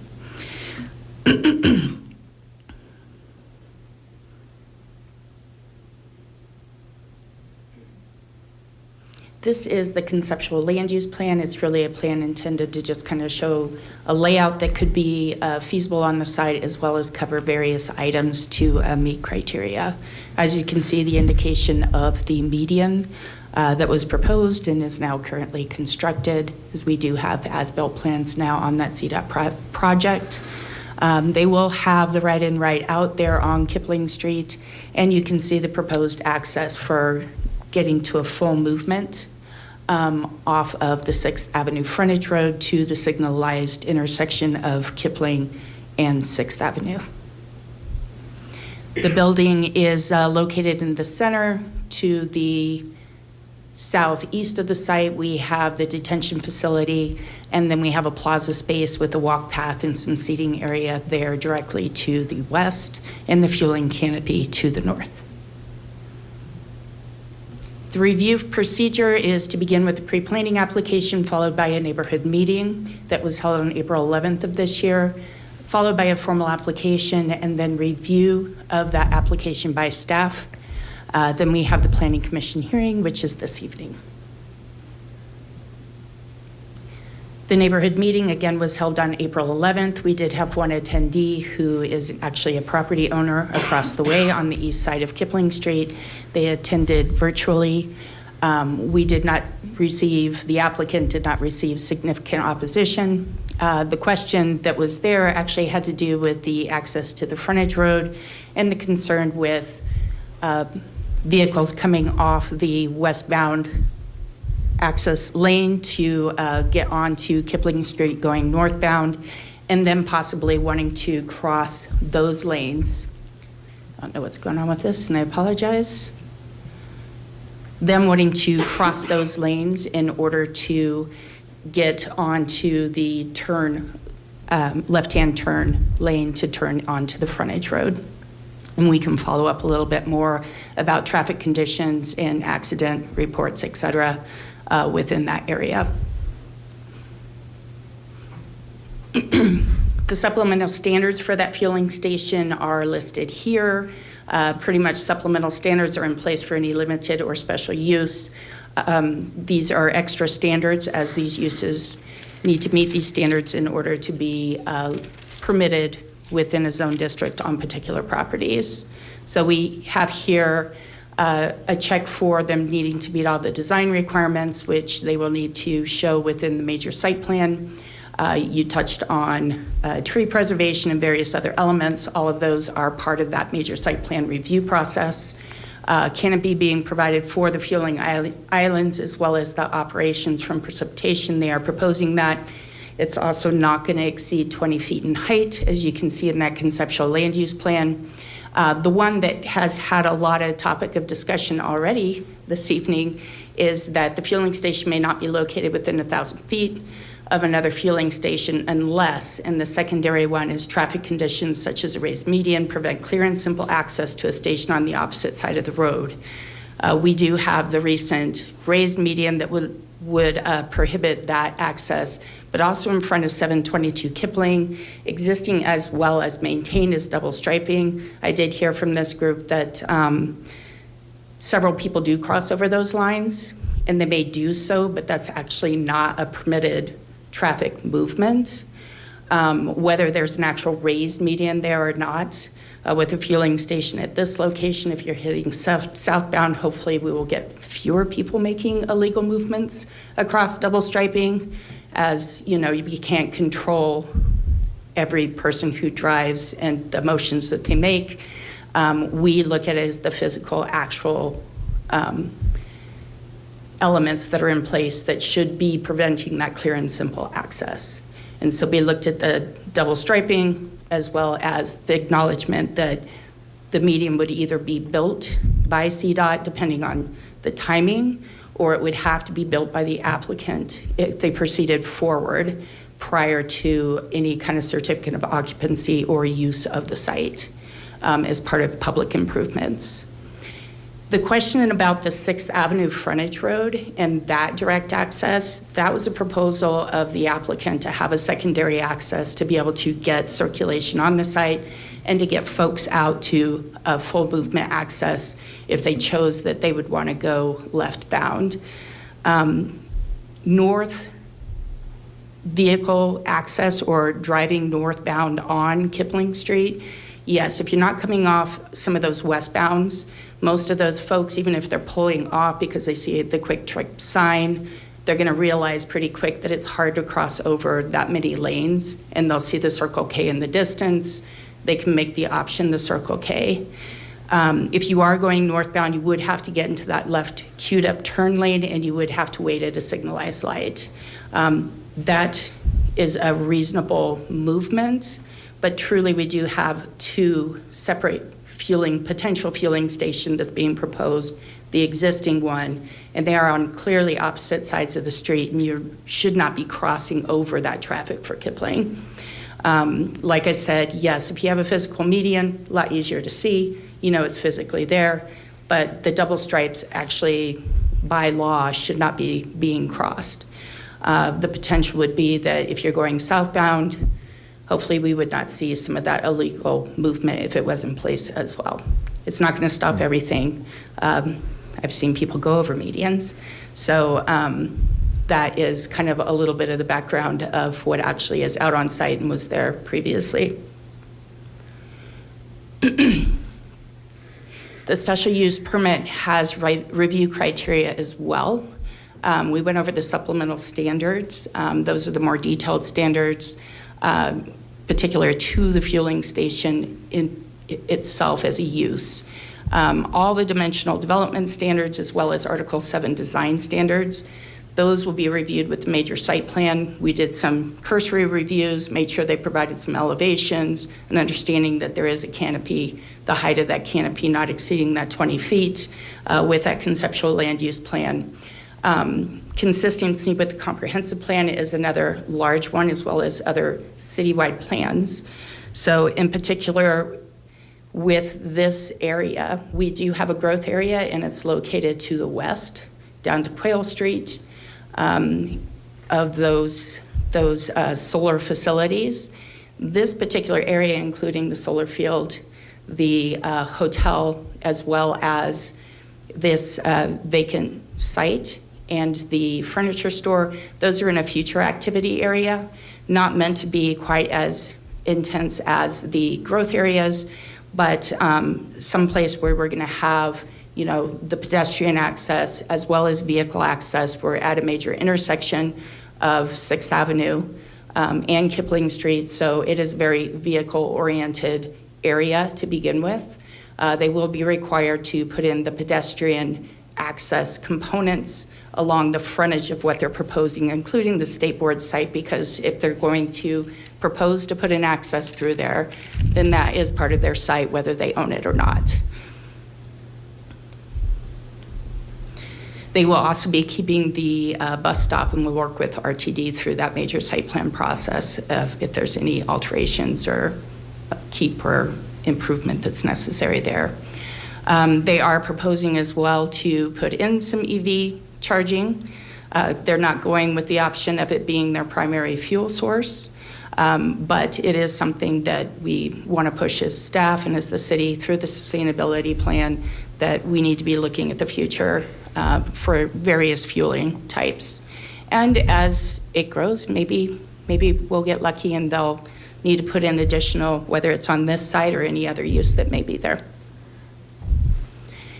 And it will not substantially impair the use or development of the adjacent properties. Those properties are in place. We've got a hotel to the north. I think that it's, from a staff perspective, having some convenience where you can walk to it and not have to cross the street or use those pedestrian crosswalks because you don't need to access something on the other side of the street. You can just walk over conveniently throughout the day or evening. It actually works well with the uses that are adjacent to the north. Hearing notification did go out. Written notice went to 47 tenants and 5 registered neighborhood organizations. We did not receive anything in writing or phone calls. We did get a request from a RE/MAX agent on where they could find the information, and we responded to them. Notice signs were posted on the property as required by the code. Referral reviews did go out to West Metro Fire as well as all the utility agencies. They provided some general information and guidance. They took a look at the conceptual land use plan, and they will be re-referred anything if this is approved for a major site plan, because we will need to get their detailed comments through that process. We received no objections from those agencies. The findings of fact and order, we have found that the applicant is requesting the approval of this SUP. Notice requirements were satisfied. The request was reviewed by appropriate referral agencies. The proposed special use permit meets the applicable review criteria from staff's point of view. And that the staff recommendation is that the Planning Commission adopt the findings of fact and order as presented in the staff report and through the presentations today for SU 23-0002. And I thank you for your time and for putting up with my voice. There will be various staff members here as well as some folks from transportation if you have questions. Great, thank you. Thank you. Commissioner Buckley.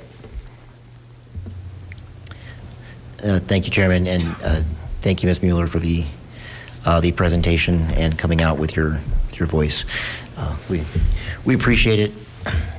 You alluded to having some data about crash history in the vicinity and maybe more background about the roadway improvement project that's been recently built, with the new medians. Maybe could staff go into both those things about what the crash patterns are here and the genesis of why this city-led improvement project is happening, and just understanding its full scope, especially at the island in front of the store that's proposed. Thank you, Commissioner Buckley. We do have Ms. Bishop with Transportation Engineering, and we have Mr. Mayman with Engineering Development Assistance. And I think we'd probably start with Ms. Bishop. Good evening. Can you hear me? I did it right. Good evening. My name is Ms. Bishop. I'm with the City of Lakewood Transportation Division. And based upon the request, I did do some investigation work on accident history and the construction of the city improvements. To start off with the requirements on this project, when it first came in for pre-planning, we, the city, in accordance with our transportation design standards and with CDOT's access code, required that if they were to be allowed an access to Kipling Street, it would have to be restricted to right in, a right out, or a right in, right out, and that they would be required to construct a median. Lo and behold, we had a project in the works that was to construct medians to restrict movements based on existing access points at the time that were conflict points. The project was also to design new improved signal improvements between 6th and 13th. And to also, they consolidated several access points in the process and replaced them with sidewalks. It was a super extensive, all-inclusive safety project, but it did address the most immediate concerns in the area. Now, with this, should this go forward, we would still be restricting their access to right in, right out, and they might still have to modify median improvements that we built in order to make that possible. We would be open to extending the median even further to the north to prevent additional maneuvers to the station on the east side, but we would also have to work with CDOT and their allowances and requirements. To go back to the accident history, there was a number, when we look at the history, the question was originally asked on a daily basis. We don't evaluate it on a daily basis. We did take 2 years of the most informative current information, and there were a number of accidents. There were over 50 accidents, but we're talking in an area, not just that intersection. We're talking from the north end of the hotel all the way through the interchange. You have to kind of scan through, and then you have to read a lot of descriptors to pick out the specific locations. Specifically at the 6th Avenue frontage road in Kipling, there were 6 left turn accidents in a 2-year period. That doesn't raise a red flag when it comes to our accident history and reports. That was movements where somebody didn't yield to oncoming traffic and made a left turn. Even in the overall picture of the number of accidents, it still doesn't even rank in our top 30 accident locations. What we did do, there were other accidents that included the side swipes from people coming in from the off-ramps, emerging into traffic. Now, I can't assume how many lanes they're going to jump over, but we did have a high number of incidents. With our improvements, we did extend that northbound acceleration lane. And in doing so, we expect that that will greatly reduce side swipe incidents and rear end accidents that both occur because people are bumping into each other trying to merge over.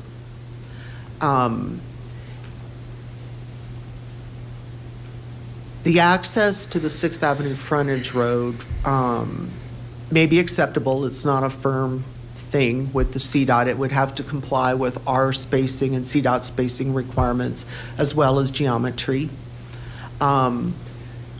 What's interesting is when we were evaluating safety concerns and what came up from the transportation engineer that works with our safety reports, he helped me evaluate all these accident reports, is that our biggest safety concern from the city's standpoint is the pedestrian activity. We currently have a high number of pedestrians that are crossing from the motel to the convenience store. And in fact, we have 2 fatalities due to that. And these people were under the influence. They were going and they died. And it was brought to my attention, well, you know, having a gas station on the same side of the motel from our safety standpoint would be preferred because we think that would actually really greatly reduce the pedestrian activity. At any time you can go and watch the cameras and you'll see pretty heavy pedestrian activity, and especially late at night when it's dark. These people, most of them are intoxicated and do not comply with the proper crossing measures. So from that standpoint, access, medians, maybe having the convenience store on the same side of the street would be beneficial as a side note for that. I don't know that it would be that much more of a draw for the high school students to cross the street. I used to go to that high school 2 billion years ago, and we'd go to the closest thing because that's the only time you had. So, Okay. I don't know, maybe too much, but if you have any other questions. Yeah, Commissioner Buckley, did you have a follow-up? No, Ms. Bishop, that was incredibly thorough. Thank you. You did hit upon some answers of follow-up questions I was going to ask, so I appreciate the long explanation. Clearly, y'all have done your homework and know a lot about the site. it pains me that one of my questions was, have there been any pedestrian fatalities out here? And it's saddening to hear that the answer is yes, and twice. I'll note that in my site visit this morning that I referenced earlier, I did see also 4 people go back and forth across Kipling between the hotel and the Circle K, exactly as you described. So yeah, they're land uses that would seem to attract each other. And so, there is a signal to the south that the pedestrians can use at the Kipling Frontage Road. There is a signal to the north they can use at 8th Place. But we also know that the shortest path between 2 points is a straight line. And especially when you're on foot, people are lazy. They want to go the shortest, straightest line. And so, yeah, there's a natural desire path between those 2 buildings. What you say about potentially reducing the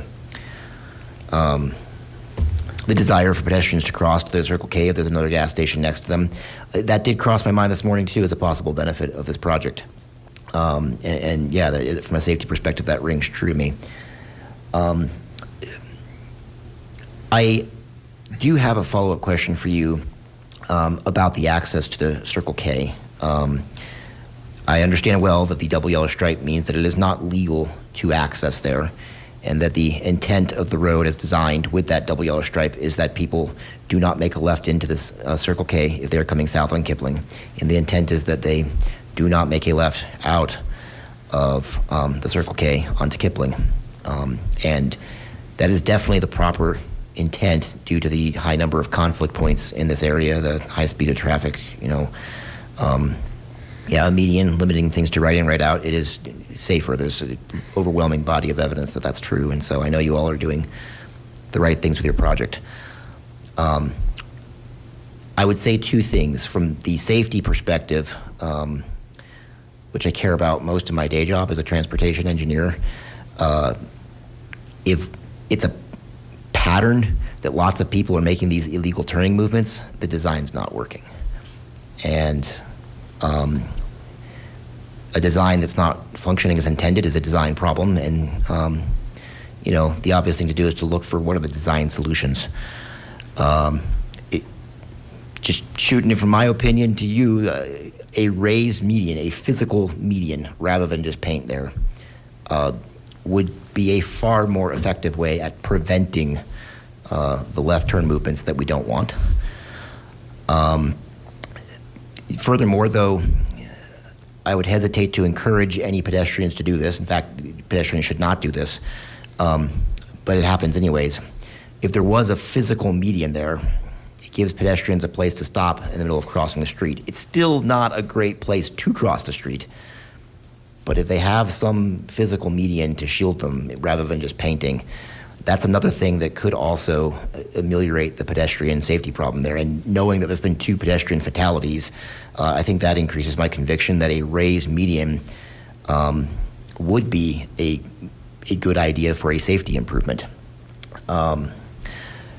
Turning to the zoning matter, though, which is, I will fully admit, the thing that I think I actually have some say over here tonight.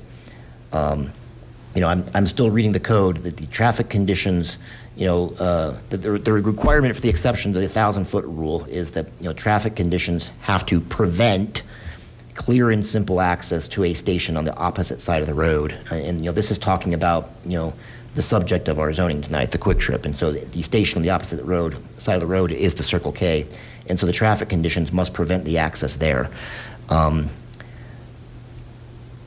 we've gone over, it's not being prevented.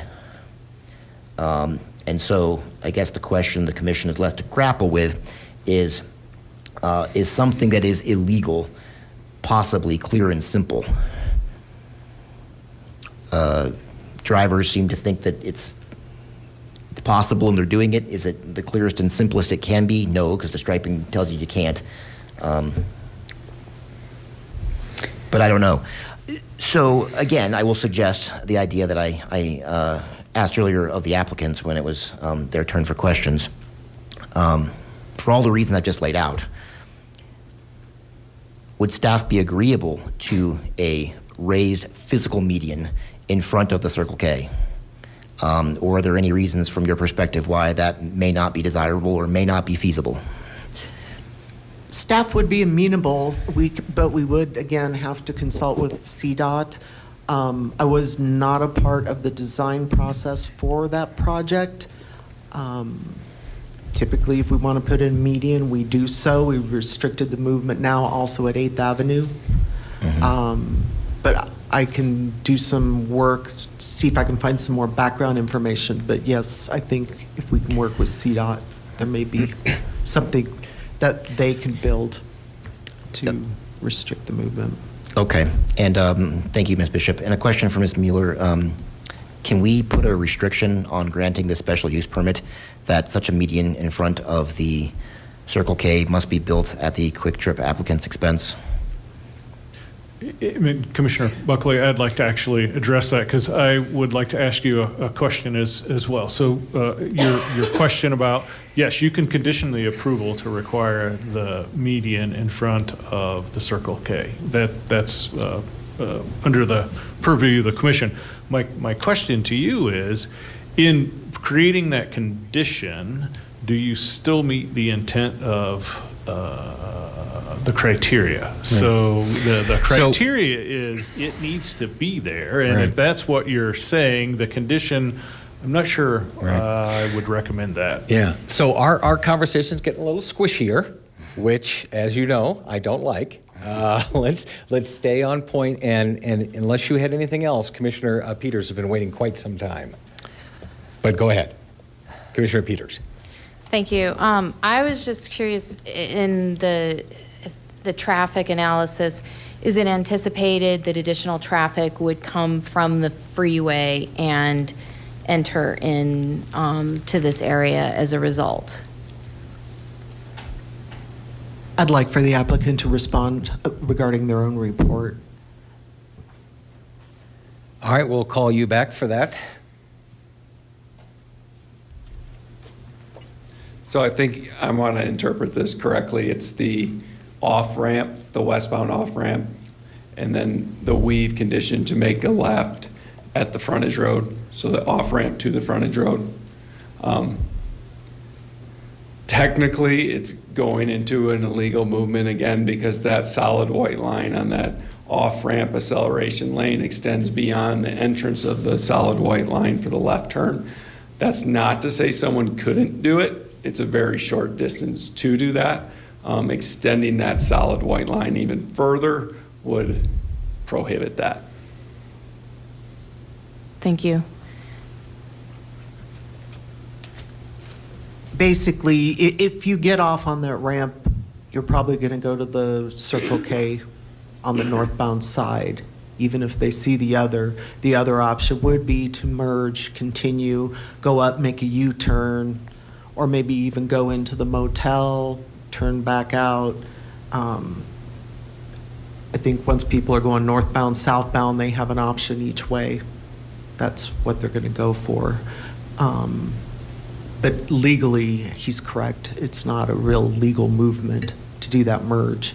And the additional lane extension and the pavement markings was to discourage that movement as much as possible. Did that answer, I think? And that's completed currently? Or Yes, that's under part the of the current configuration, yes. Okay. That was based on side swipe problems and rear ends. People would pull up, wait to merge, and then somebody rear end them. We had a lot of rear end accidents out there. Okay, thank you. Commissioner Furman.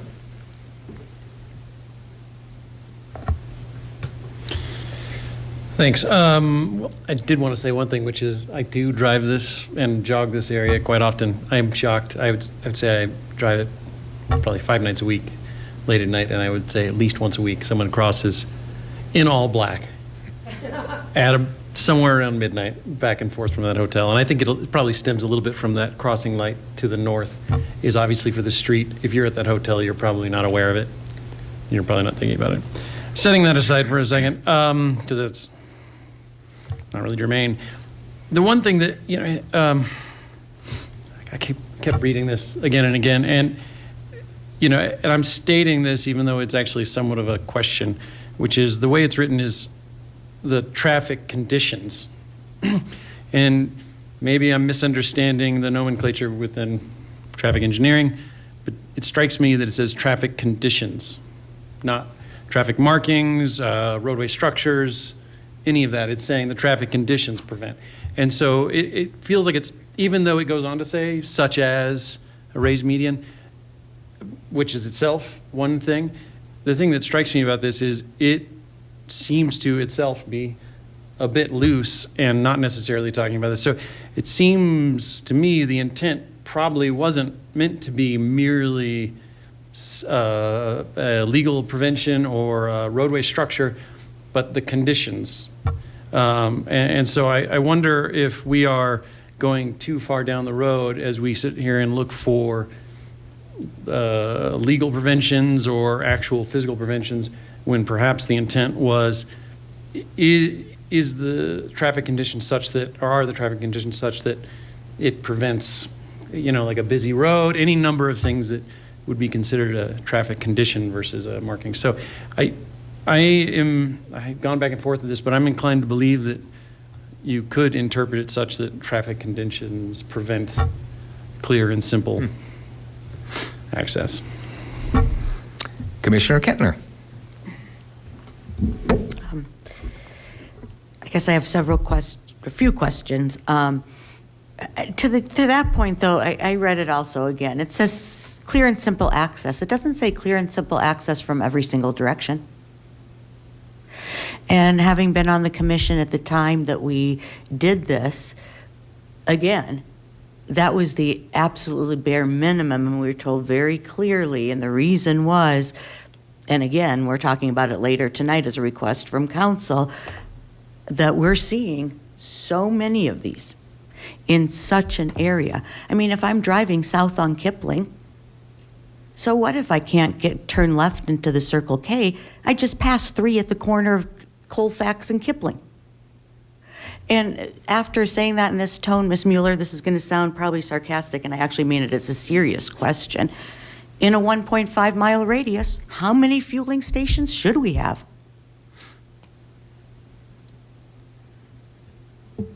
Because we got at least a dozen, and I don't know if that's with the 2 that I pointed out that we're missing or without the 2 that I pointed out we're missing.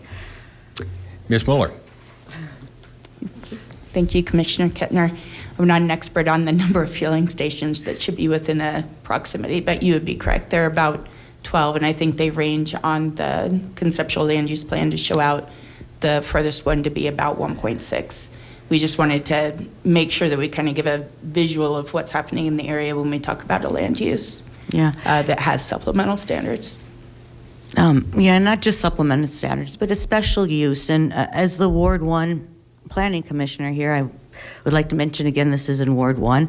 When we were talking about the other special use permit we did grant, that I did actually vote yes on for a fueling station, I actually brought up this one. It was in the works at the time and mentioned the safety aspect that you mentioned, that pretty much the only safety I could think of was for the people in the hotel to the north who wouldn't be running across the street. Which brings up my question for Ms. Mueller about the history of this project. I got to tell you, I'm likely to vote no, but these questions I think are important too, because I think this project was actually in the works a long time ago. Do you know how long this one has been on the waiting? It's actually on one of the slides that the pre-planning, this one has had multiple folks who have looked at it. So that was what I Yeah. was getting at. So was it pulled? Was it somebody else at one time and then pulled and came back? There's been many pre-plannings done Okay. for various uses on this site and fueling stations in particular. Yes. So yeah, the request for the special use permit on this came in after the supplemental standards and the special use for fueling stations became part of the ordinances for zoning. And so before it was a different applicant? Yeah, there have been various folks who have looked at the site. Okay. And one of your slides, you mentioned significant opposition. And I've asked other planners this too. Can you define significant? That is a difficult word to define, so no. We really, as I presented, we had one person who showed up who had concerns with, traffic and just overall incidents that may be occurring as they own a property in the area, and they had visually seen that. Yeah, so keeping it at those things is appreciated. Sure, no problem. And I think that's it for my questions. Are we going to have a time for comments later? Of course. So, I still don't have clarity on this median. Because yes, there's a median, but I went to the site a couple of times, and that median does not seem to in any way restrict the access to the other side. So when we're seeing these diagrams, the representation on like the vicinity map, is that the current median, or that's the extended median that they may have to do? Because we've heard both. Right, and I'll take a step at this. So the graphic that I emailed, I don't know if it was last week or this week, you can kind of see where that median exists. That median would extend a little bit. It's not going to extend all the way up to the Circle K. It would extend far enough to prevent a car to turn into their site. Kara, pull the graphic up. So on the top, where you see the red arrow at 675, that median right below that arrow could possibly extend to, if you're looking at the screen, to the right, right? It could get bigger depending on where the applicant puts their access from Kipling Street. So it is not going to block clear access to the Circle K on the other side of the road. It won't do that, even with the extension. Even with the extension, it will not. Right. So when we were looking at this, so there's a little bit of different interpretation, and that's where I'm going with, and I stepped in for the question. So we were looking at, yes, the applicant will, if they were approved and they find that the existing condition out there isn't enough, they'll extend it by whatever it is. Staff was looking at the access from the site under the proposal 675 to I don't have the standard up. Hold on, let me read it so I can make my statement. To prevent clear and simple access to the station on the other side of the road from that site. So if you were to add that, that's the way staff was looking at this when we put the application together and the presentation you have. So that really raises, and I never begrudge staff's recommendation. You're professionals. I understand how you came to conclusion. But the provision of our law is designed to discourage, not encourage gas stations. It's to say you should not have a gas station within 1,000 feet. That's what the law is designed to do, right? I mean, that's your understanding of what the ordinance is designed to do. Correct. Okay. So if the intent is to discourage, and in order to approve it, the conditions must be in place, I am having trouble understanding how the recommendation could be to approve it based upon something that might happen in the future, because it's just basic drafting. Either the conditions prevent it, and that's why we approve it, or they don't. So I just want to understand, does staff have a different understanding of what this provision of the ordinance is intended to do? You can't build it as a matter of right. You can as a special use, but only if you meet the condition. And that condition is something that an applicant could create themselves. Because if you follow that logic, if that's staff's logic, then any applicant could say, I want to build a gas station, I'm right across the street, and I will build a median. Right. So the applicant would be in the position of creating the condition that qualifies them for the exception. Right, and let me clarify what I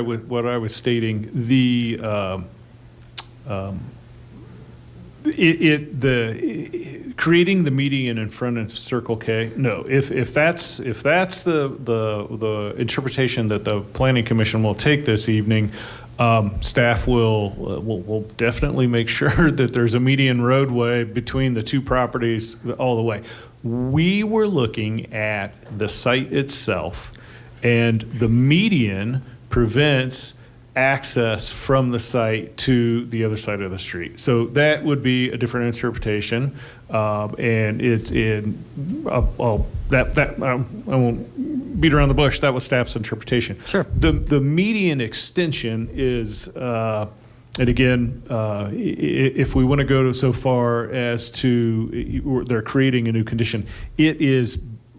You don't know where it is on the ground until they actually had the construction done, and then the applicant designs to the site. So there could be some fudge there, but it's not significant. It's not like they're building a new median so that they separate the two sites. It's just a minor modification. Right, but in principle, are you yes. taking, is it staff's position that if an applicant came to us and said, I think we can meet this section of the law that otherwise would prohibit us Right. by agreeing to build a median? Could they do that? Could they make themselves eligible for the exception by creating a median? No, and Okay. that's where I asked Commissioner Buckley about the condition. I would not recommend that. If you feel the condition is not met, adding a condition that doesn't meet the criteria, I would argue that the commission shouldn't do Right. that. You make the ultimate decision. Staff in recommending you don't create a condition to meet a standard. Either the standard is met, Right. or not. And I understand that staff's position is the condition is met. On the other issues that have been raised, though, all right, so the staff report, I think, makes reference to the T2 part of the comprehensive plan. They are putting in these 2 level 2 chargers. Well, but what is that, the thing you are citing to in the sustainability plan? That's a pretty minor thing. The bigger thing that's in that same section is what? As you well know. The greenhouse gas. Right.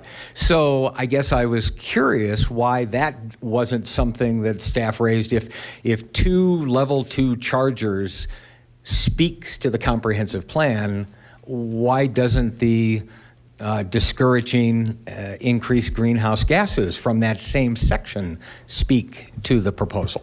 Right, and I don't have a good response to you for that, because these are routed through the entire department, and we didn't get comments related to greenhouse gas. In fact, the chargers, Carrot, you'll have to, I think maybe Commissioner Kettner can help me. I think we had another SUP for a fueling station, and that was a different planner working through process, and it was a requirement. I can't remember if the commission asked for it or the planner at the time, and so that's where that's coming from. That was from the development assistance group in listening to either the neighborhood comments, the commissions themselves, something like that. I'd have to go back and get you that. But we did not have greenhouse gas comments to include in the staff report. And there's obviously a lot in our comprehensive plan. There's a lot in the sustainability plan, and the vast majority of it is discouraging vehicular traffic, driving down vehicular traffic per capita, which is on the decline, and we're making some progress there. But I'm just curious why those things, because those things jumped out at me as being relevant to a fueling station. But Ms. Mueller, did you have something else? Yeah. Just generally to cover with any major site plan, if it were approved, it wouldn't matter, what the use is. We do get greenhouse gas emission information, and they're expected to meet those parameters that we've set, as well as through, building code and everything else. So I think that, pointing out the EV chargers was more, we talk often about, different types of fueling. If we're talking about a fueling station, is there a way that you can provide something other than, the streamline of just gas fueling, even if that's not the option they're looking for to be within the 1,000 feet. But they will have to comply with all of the sustainability standards, the enhanced development menu requirements, and the greenhouse gas, just as any project within the city will. Thank you. Commissioner Buckley. Thank you, Chairman. Thank you, Ms. Mueller, for showing this graphic of the median that's on our screens right now and up here behind me. Studying this is very helpful. It does show the median that's been recently constructed in front of 675 Kipling, the proposed Quick Trip site. I'm noticing that if you are driving southbound here, there is a left turn lane and pocket and an arrow striped in directly to the north of that median, and it looks like it is for the driveway of the office building across the street. And I can confirm this. I did actually, in one of my site visits here on the last few weeks, I did turn into that office building just to turn my car around while I was driving up and down Kipling. So yeah, I know that left turn lane is there. So we're talking earlier this evening, and I might have even been the one who started the suggestion of extending that median to the north. But upon looking at this very helpful graphic more closely, I believe that if we were to extend that median to the north, that it would prevent access to the office building across the street that they currently have. Could staff confirm if I'm looking at this graphic correct? We would have to take a closer look at the final plans and in alignment with what they would propose for their access point. It may mean a matter of, should this go through, then their access point may need to shift to the south without getting too close to the intersection, which then the existing median may cover the prevention of lefts. Yeah, So it's not like, we're set to go with their proposed access location. It has to meet the criteria that will prevent any kind of left turn movements from their access. For sure. Yeah, if the CDOT access code will allow it closer to the frontage road intersection, I think that would be the way you'd have to go. In my interpretation of looking at this graphic that's on our screens right now, or otherwise you would be preventing the existing permitted southbound left turn with a left turn lane into the office building. And I believe one of our approval criteria is that it will not inhibit the use of surrounding properties. I don't think anything I've seen tonight as proposed would do that. But if we're blocking off access to something across the street just to comply with this median rule we've all been struggling with, well, now we might have a catch-22 where, if you don't extend the median, you can't comply with the median rule pertaining to the fueling station. But if you do extend it, it looks to me like it could potentially impact access to another property, which I think is not what we're going for. So I just wanted to say that publicly and note that we possibly have a conundrum there with a suggestion I had myself earlier this evening upon just looking at this more closely. If I could weigh in. Yeah, if we could weigh in a little bit on the access to the property on the east side of the street, and I'll let Ben do that, as well as in the initial comments going back from the pre-planning, if and when the median is built, the access that is proposed on Kipling Street frontage may need to be shifted to the south depending on the location of that ultimate median. So the intent is that there will not be any left out from this, and that would be followed up with the major site plan. There was an intent to make sure that there was access to go into the property to the east. And Mr. Mayman, would you like to add on to that?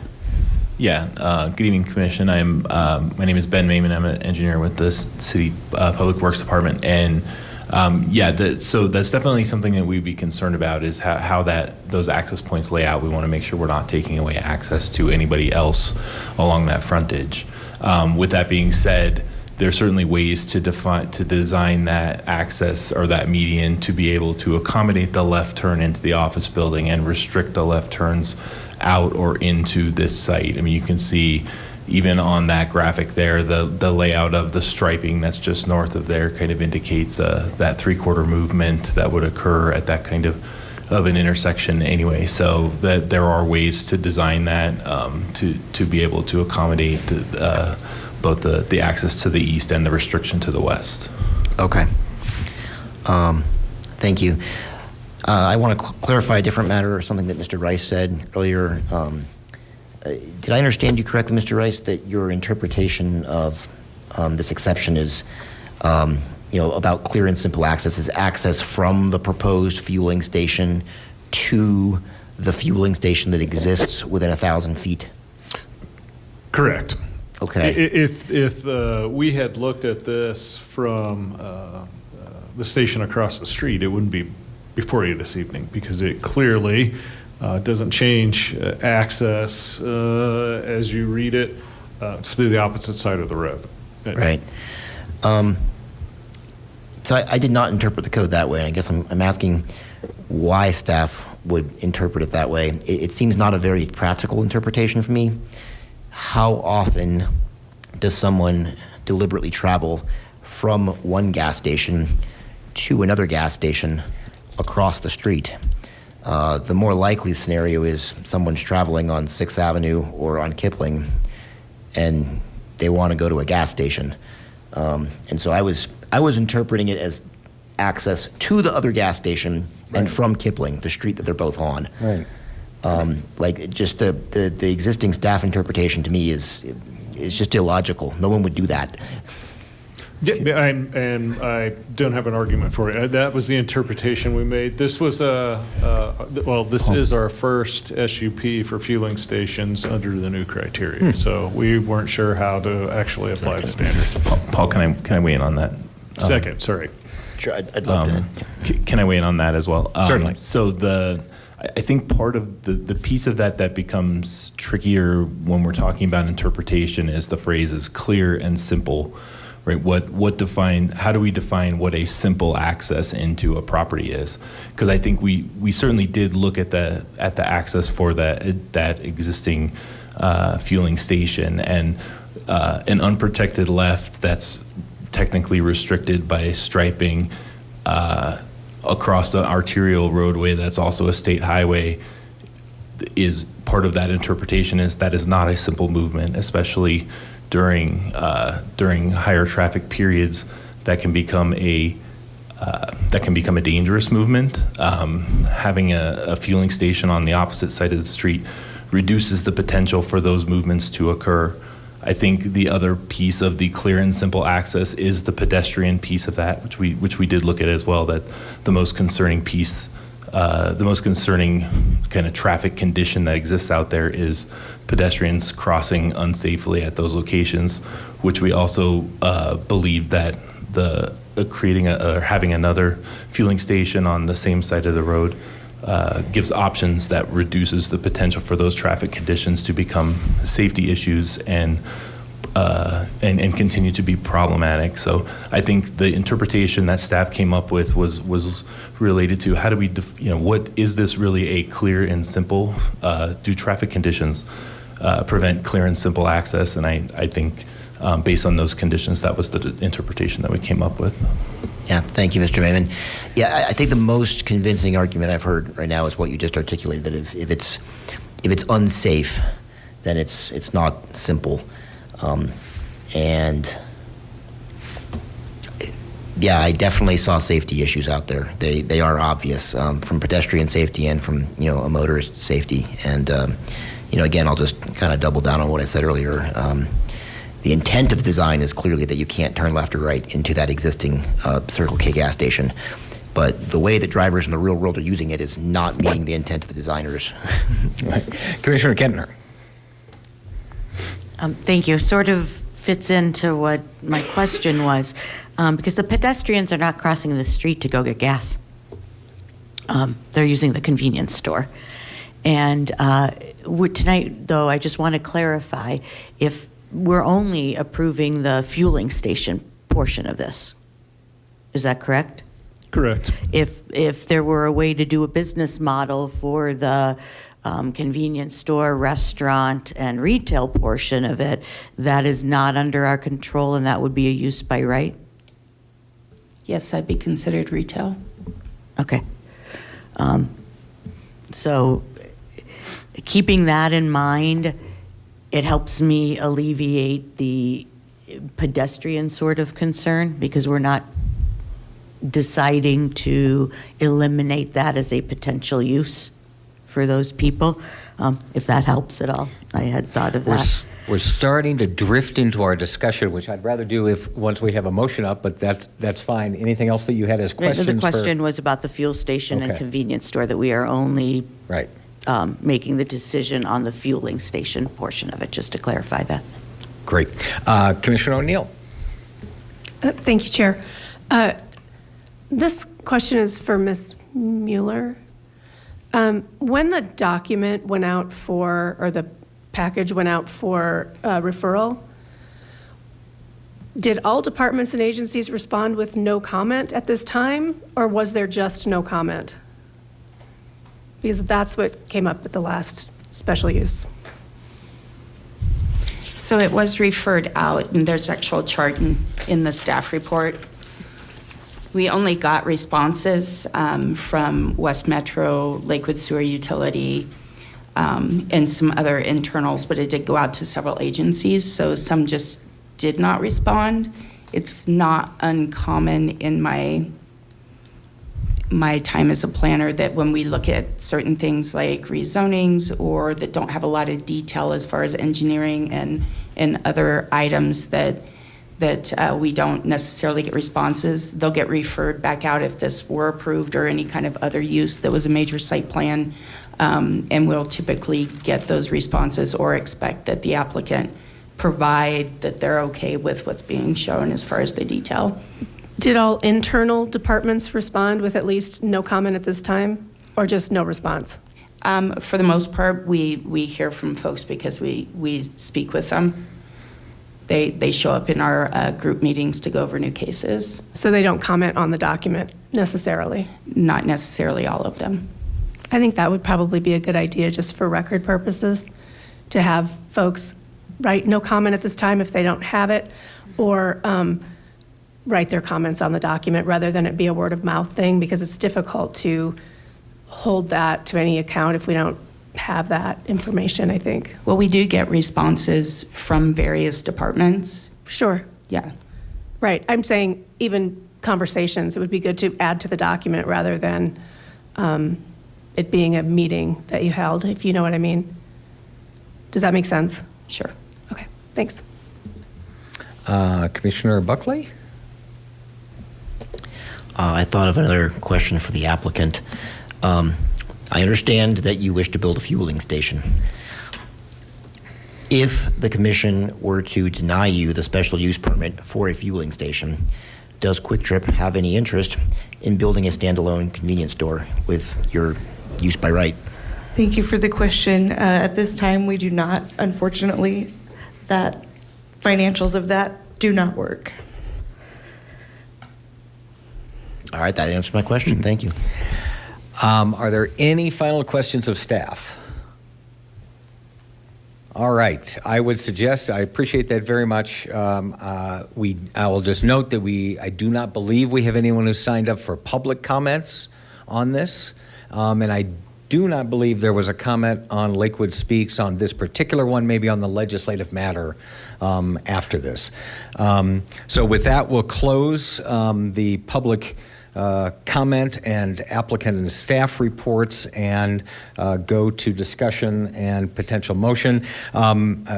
I actually had assumed that this group had a couple of special uses. It sounds like you have not under this new, maybe one? Okay.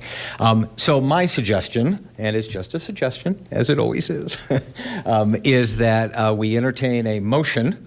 If there's a second, then we will discuss it, and that'll be the opportunity for us to kind of weigh in on all the evidence that we've heard. I am prepared to make a motion, but I want to give an opportunity to others to make a motion, because my motion may not be the prevailing one.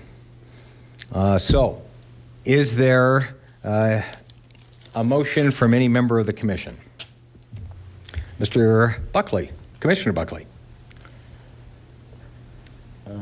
Finding the language.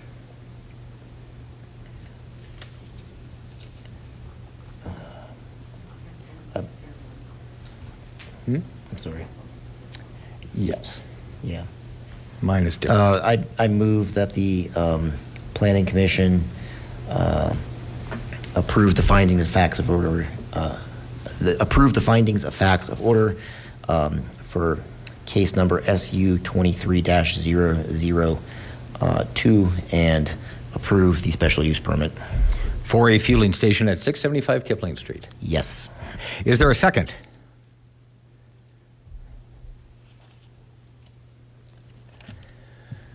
I appreciate the effort, but that motion fails for lack of a second. Would you like to make another motion? I don't think You so. don't have to. Okay. I will then make a motion so that we can have a particular action to take. I would move that we deny case number SU 23-002, a special use permit for a fueling station at 675 Kipling Street. I would want to put on the record our following findings, which of course are subject to amendment by members, but this is my motion.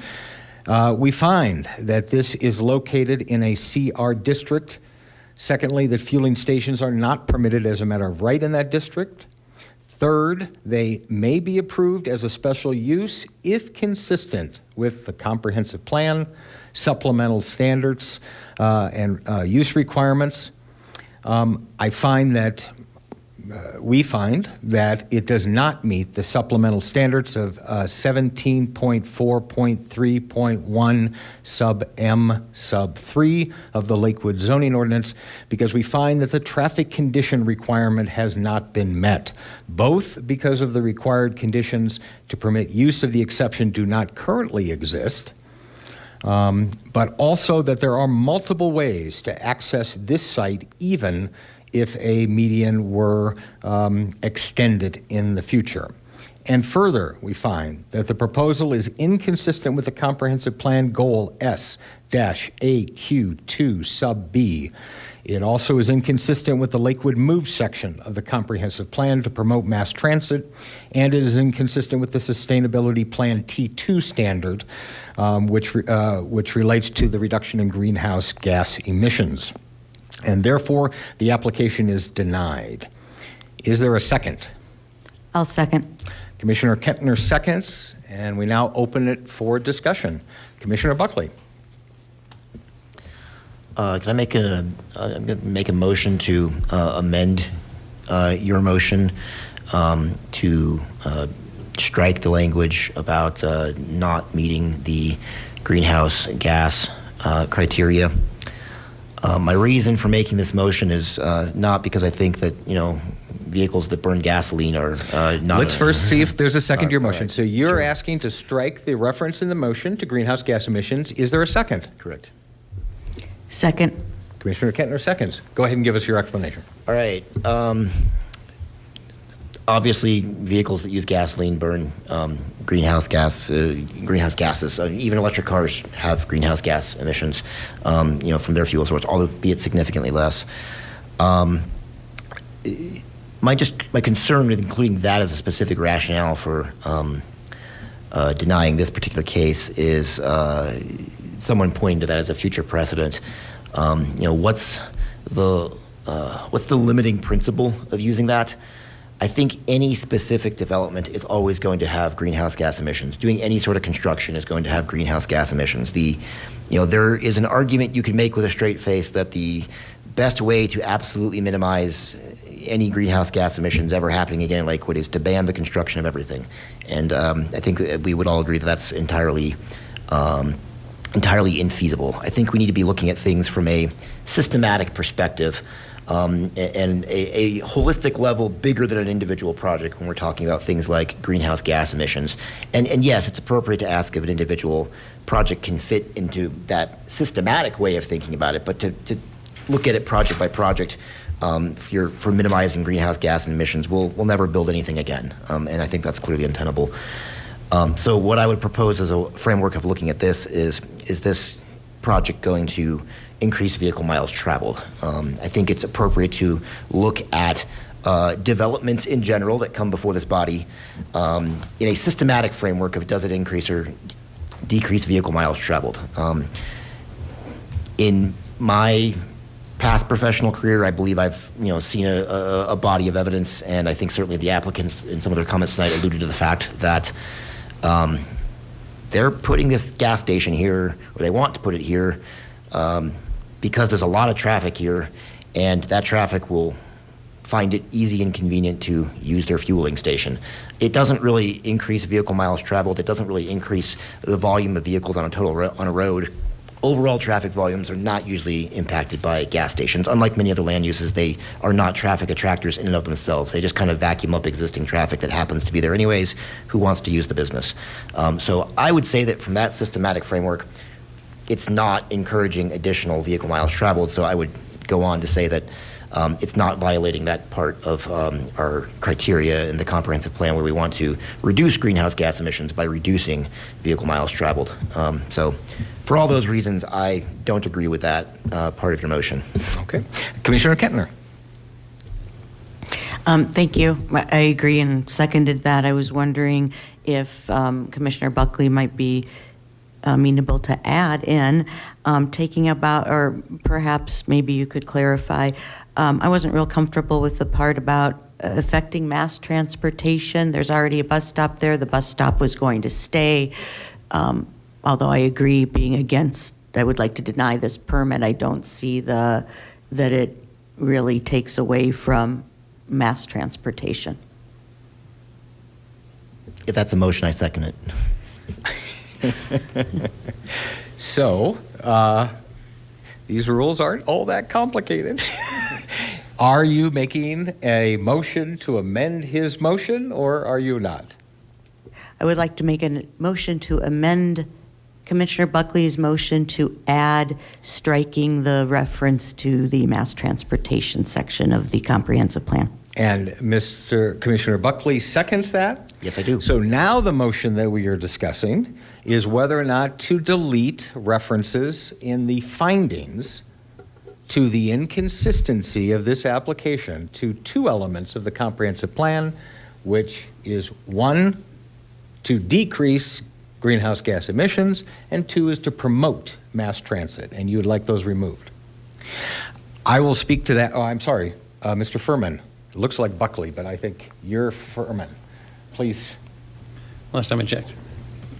And perhaps this isn't an appropriate way of phrasing it. I guess I see all your concerns. However, in some ways, I mean, maybe this is irrelevant, but it feels like really the issue here is, whether it's the traffic condition ones, as I brought up before, or the greenhouse gas one, it was failed to be demonstrated how these things were met.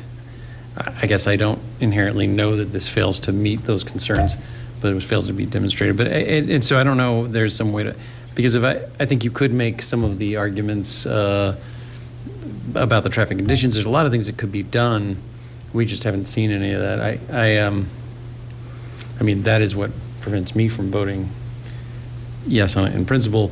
I just don't know that. I don't know. I guess when I listen to the findings of fact, it feels like there's issues being met there. I'm not sure how to change the phrasing to do so, but I'm just indicating that I think the concern is that it fails to meet those things, or demonstrate that it met those things. So, and hang on, remember, so I'll speak to that, which is the reason that they're included in the findings of fact is that typically what a planning commission is required to do is to state all of those elements which may or may not support their finding. If the majority of the commission feels that this project doesn't contradict those provisions of the comprehensive plan, then that's the very purpose of this motion. Personally, I think the comprehensive plan means what it says, and that the section of our code specifically says that this application has to be consistent with the comprehensive plan. We heard testimony that it is consistent with the comprehensive plan because they're putting in 2 level 2 chargers. Well, that same section of the comprehensive plan says you're supposed to do other things. That's why I recommend they be in the findings of fact. I certainly understand the difference of opinion, and if There are, if those elements of the comprehensive plan a majority believes are not inconsistent with this project, then you should support this motion. Does that make sense? Any further discussion before we take a vote? So this is the vote to strike from the main motion and the findings of fact the reference to finding that this applicant is inconsistent with those two provisions of the comprehensive plan cited in the main motion. Right? A yes vote would strike those two, a no vote would not. Oh, certainly. My question is really for Mr. Furman. Are you kind of just saying that we could just make a simple motion that the applicant failed to prove that they met these things? Is that sort of what you were saying? Rather than, okay. I just wanted to clarify what you were saying before I voted. Thank you. Yeah. Did you want to say something else? I don't know which way I'm going to vote. I just wanted to make sure I understood what you were that's saying. correct. Yeah, Thank and you. that's, I mean, because of the concern I had stemmed from, I don't know, I'm trying to find the way to articulate it, but it was exactly that. Any further discussion on the motion? I believe voting is open.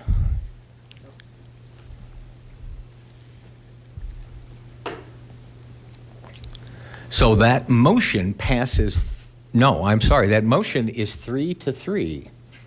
So that motion fails. Let's not go there. Further discussion? There's a big history on that. Do Yeah. want to talk about what type of motion? I'm more than happy to hear from council, but it's my understanding that you cannot have a majority if it's equal, right? So it has to be 4-3. I don't think that's really debatable. We should talk about that sometime. Okay. Seriously, though. So we are discussing the main motion. Further discussion on the main motion, which is a motion to deny the application and the findings of fact. Commissioner Kempner. Mr. Furman, if we vote this motion down, are you prepared to make a simpler motion?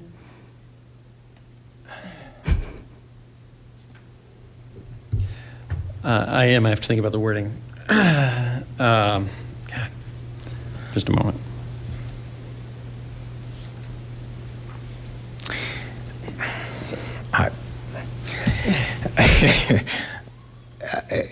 So, is there discussion on this motion? Repeat the motion as it sits now. Certainly.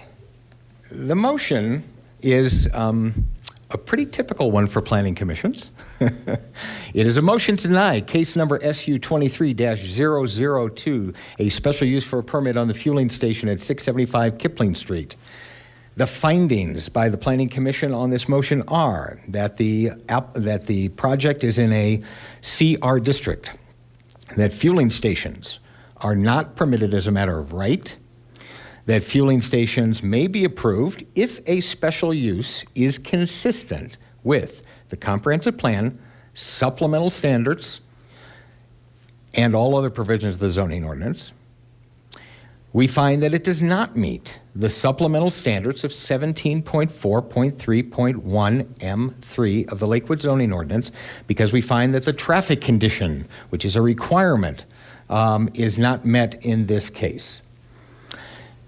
And I would add that we find that there are multiple ways to access this site, even with the existing median or if a further median were constructed in the future. And we find that the proposal is inconsistent with sections of the comprehensive plan, including Goal S AQ2B, the Lakewood Move section of the comprehensive plan, and the Sustainability Plan T2. And therefore, the application is denied. Commissioner Furman. I'm trying to find the exact words here for it, but I moved to, I don't know if it was right off the address or if it was, anyway. my memory of exactly how you had phrased it is challenged. So I move to strike the elements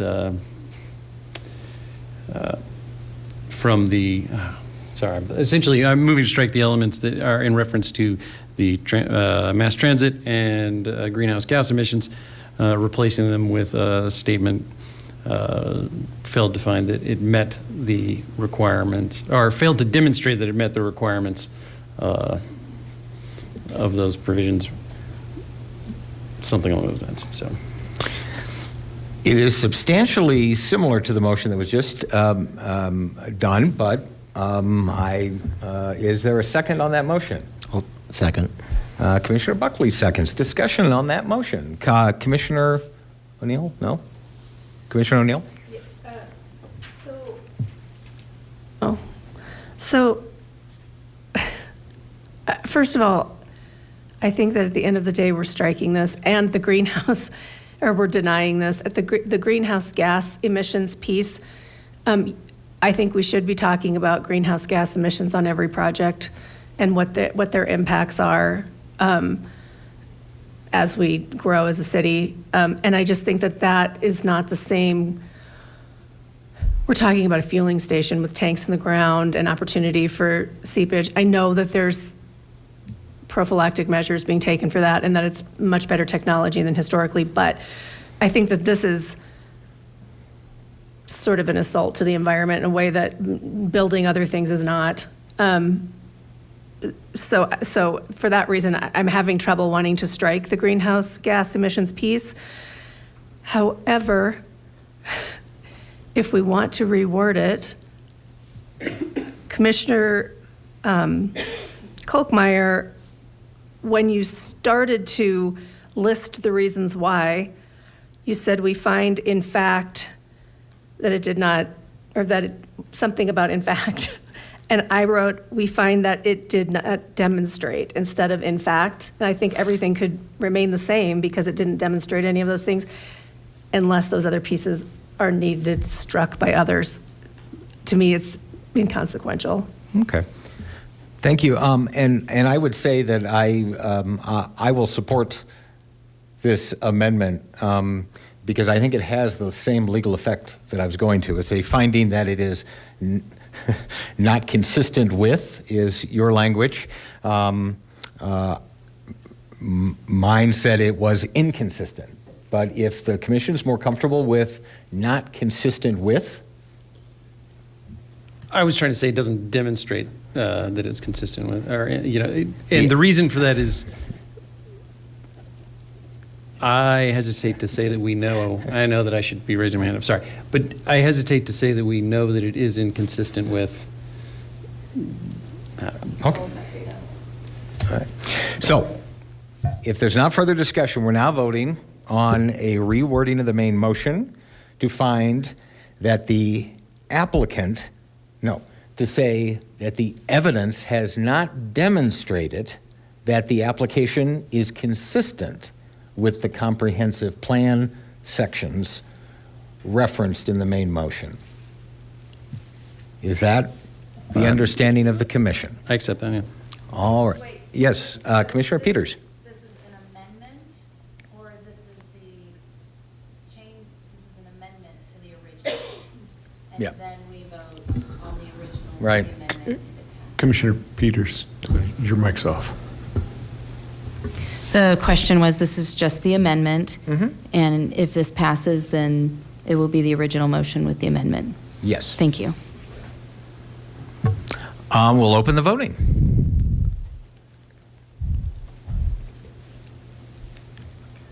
All right, that passes unanimously. Further discussion on the main motion. Commissioner Buckley. I have a clarifying question for our legal counsel. This is a motion to deny the special use application. If the motion to deny passes, that's very clear. It's denied, end of this case. If the motion to deny fails, we have not denied it, but we also haven't approved it. What is the next step if the motion fails? then I would suggest rewording the motion in the affirmative like you did originally, Commissioner Buckley. That's why we tend to always word motions in the affirmative, because it's a little bit more clear. So for instance, if it was in the affirmative and it had received a second, and then it went to a vote, and then it was, didn't pass, then it would have effectively been denied. So that's probably procedurally what would have been best, but at this point, you have your main motion with that amendment. If the denial is approved, I guess that's the only way I could phrase it, then we have our answer. If it's not, then we'll go to the next step. And I'll help inform that next step. Okay, thank you. That is clarifying. Yeah, if I may, Commissioner, I'll continue. I think, like what I'm hearing from the rest of the commission, I am unconvinced that the traffic conditions are preventing access. I struggle a little bit. The question to me really seems to be if illegal access can be clear and simple access. I think most likely it's sensible to say that something that's illegal is not clear and simple. In spite of that, I do think we're missing an opportunity. As Ms. Bishop and Mr. Mayman, outlined, Public Works has been studying this stretch of roadway, quite extensively, and I do feel this is a little bit of a missed opportunity to, have the applicant to build a median in front of the other gas station at no expense to the city, which would have, I think, obvious safety improvements on this road beyond the safety improvements that the city is currently undertaking anyway. I understand the concern of staff, and that I think our chairman has expressed, that there's a seeming contradiction of an applicant being able to come in and create the very condition that is the exception by which they've earned the approval, and I understand that concern.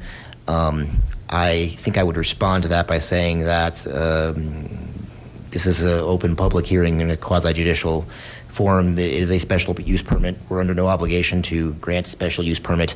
We can use our discretion as a body. If any future applicant tries to come in and where it's not really justified, create a condition just so that they can get approved without the condition already existing. I think if the condition is made to exist and it's a demonstrable safety improvement, to me, that meets the highest intent of zoning. Why does zoning exist? It's to protect the public health, safety, and welfare. And, we had 2 pedestrians die out in front of this other gas station. And I see a design solution so that tragedy doesn't repeat itself. And, by voting this down, we, at best, delay the day in which that solution could be implemented. And that pains me. I care a lot about traffic and pedestrian safety. It is a passion of mine. It's a career of mine, and we're possibly voting down something that, yes, technically doesn't meet the criteria. But I mean, my preference is always to, work with someone so that we can get to a yes rather than just taking the easy route to say no. Especially when saying no, we leave in place an unsafe condition.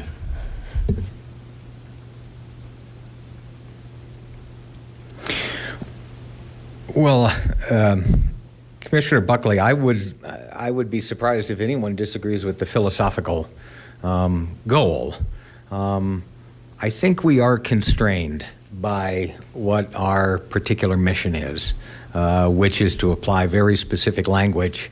And as this is the first time that this particular provision has come before the Planning Commission, I understand there's a few bumps in interpretation, but I feel personally very confident that what the City Council did in passing this provision was to say fewer gas stations right next to each other. That's what the zoning code is intending to do. And it would be wonderful if by ignoring that, we could also bring greater safety. I just don't feel that that's within our ability. And I also applaud the desire to kind of work with applicants and ask questions and negotiate. I've seen that on every board I've sat on. it's not really something that is doable or effective. Our job is to evaluate a case that comes before us and the evidence we've heard, and I'm always hesitant to start to negotiate and change an application, to maybe find a way to help an applicant. The burden is on them to present evidence. I'm feeling very comfortable that the evidence we've heard is consistent with what the City Council's intent was, which was to say, unless you've got the traffic conditions that justify it, you cannot have a filling station within 1,000 feet. And I think the record shows that. The last thing I would say is that I think that I understand the wording questions on kind of the comprehensive plan, but I guess I would suggest that if you look at other findings of facts on special use motions, it is pretty typical to identify the various findings of facts and to articulate in the same way that the staff's draft did, where it does or doesn't fit, where it is consistent or inconsistent. So that was something that sounds like that was a little uncomfortable tonight for the group, but I'd ask you to maybe reflect on that a little bit, because as you read the various resolutions, that's a pretty typical format. But I am comfortable voting in favor of the motion as amended and intend to do so. Commissioner Kentner. So I'd like to let you know that I have reflected on that, and I thought about that before tonight because I was pretty sure which way I was leaning. And we have come up with findings of fact before on a case where actually in that case, staff was recommending against it. So the reason I didn't come up with it in this case is because it was a denial. And so also reflect on, do we do that in the negative? Typically it's done as Ms. Stanek was saying, typically it's done in the affirmative, and then you just vote no. So that's another way to think about it. Consideration. It is, and that is a live issue before the other zoning board I fit on right now. The board is rebelling against the staff on that as well. And we can do that, and that was why I was affording the opportunity, and maybe I should have seconded it so that we could just deal with it that way. The thing that made me uncomfortable with that, though, is that those findings of facts are not as strong, I think, as the finding of facts on a denial motion. So it is always our obligation, as our lawyer will tell us time and time again, it's our obligation to build a record. And that record might be challenged. And if that record is challenged, the court better be able to look at it and say, okay, why did they deny the application? So the findings of facts in the approval motion would not help the court understand that. So that was my rationale. But everybody gets their own vote. Any further discussion before we take the final vote? I will open the voting. So this is the motion to deny.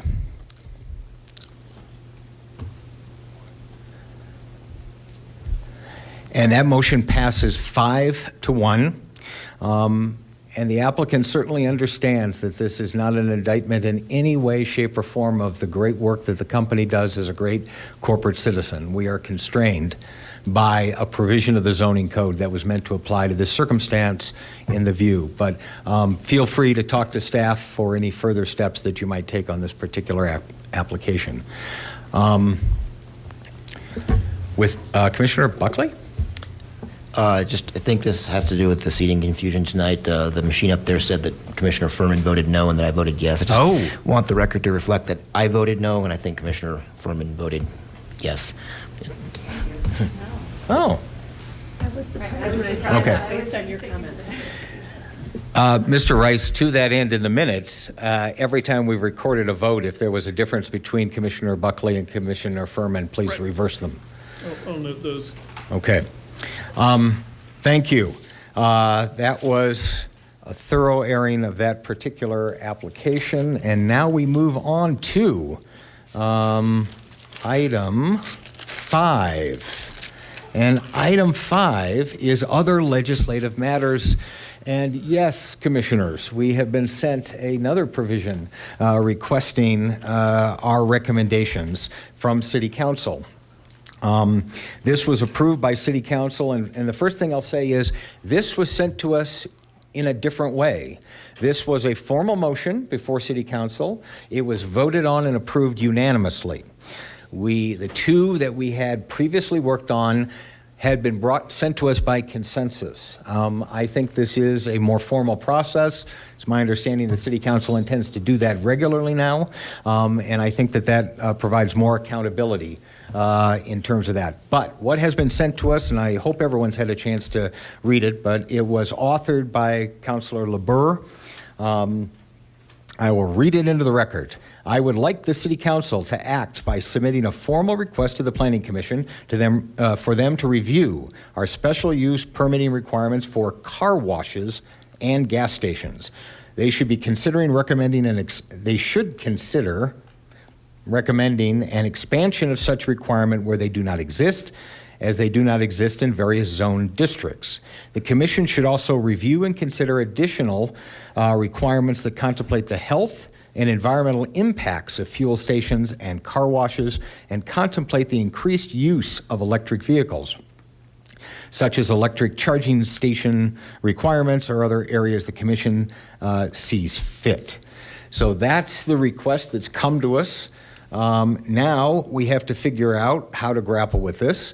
My suggestion, but I'm interested in feedback from the Commission, is that we handle it like the previous two, where it will be publicly noticed at our next meeting. It will afford, as we will afford tonight, though I don't think anyone's here, a chance for public comment, but we'll have public comment. And then I think we'll work towards, after getting testimony, we'll work towards a draft, and then that draft will be discussed and amended and revised as the Commission sees fit. And eventually, we'll have a recommendation, even if that recommendation is do nothing. That's my thought. So first on process, Commissioner Peters. Yeah, thank you, Chair Kochmeyer. I just want to note my support for public notice, public comment, public input as much as is possible within this process, both before and leading up to any action we take, and then within that process. Thank you. Absolutely. And if I had to guess, I would guess this is going to take us 4 meetings on this particular request. I would also note, if anyone's seen the agenda for the January 22nd City Council meeting, there are 2 other potential legislative referrals to us that will be considered by City Council. So I think we are in the midst of a new trend. If folks are comfortable with that, and I know we have to talk about the specific date, but one of the things I have done very much along the lines of exactly what Commissioner Peters recommended is not only do we publicly notice and anybody is free to come and comment, but I've specifically made different groups aware of this because they may have an interest. So I've reached out to the Petroleum Marketers Association. They represent gas stations. I've reached out to the Southwest Car Wash Association, and they represent car washes. I also reached out to Conservation Colorado, which is an omnibus environmental group, as well as Sustainable Lakewood, which is a local group that's very active in environmental issues, and this is an environmental recommendation. I have no idea if any of those folks will show up. I have no idea who else might or might not, but I figure more expert advice and testimony, the better. I would encourage every commissioner to spread the word that this issue is going to be there. If people are concerned about it, if they love car washes and gas stations, they should show up. If they hate them, they should show up. If they're neutral about them, but they want to give us some facts, they should show up. So that was all I was going to mention on that item, but happy to take any questions or further discussions. Commissioner Buckley. I have a suggestion to make us efficient in working through this. So maybe a question for Mr. Rice. When the next meeting is is noticed of the Planning Commission. I think it might be helpful, along with this request from Councilmember LeBeer, if we can include pages from our zoning ordinance, specifically 17.4.3.1.m and 17.7.6.3.b. Those are the two sections that have the meat of all the requirements for fueling stations that we were just talking about with this case tonight. I think much like we did with the ADUs, if we start with that existing text and, we hear the public comment and hopefully get some expert input from those who would be directly affected, and we have all the relevant text that regulates this kind of thing in front of us, then we can then start to, make motions to amend that existing text in the zoning code, much like we did with the ADUs. And I thought that was a fairly efficient process that we could best emulate if that text is specifically in the Planning Commission packet and the public noticing for the meeting. And I might have missed one other section of code too, where the supplemental standards for car washes. So if I did, please include that in the packet too, Mr. Rice. That would be my suggestion of how we proceed. And happy to hear other commissioners' suggestions, elaborations, too, or if we just agree to that, that's great. I certainly support that. Others, Commissioner Peters? Yeah, I support that. What is the date that we're talking about? Well, so that's the next question. I had expected it to be February 7th, which would be our next regularly scheduled, but that's a difficult date for Mr. Rice. So we were talking about switching. You have the option to switch a date, a study session date, to a regular meeting, or the next regular meeting is February 21st.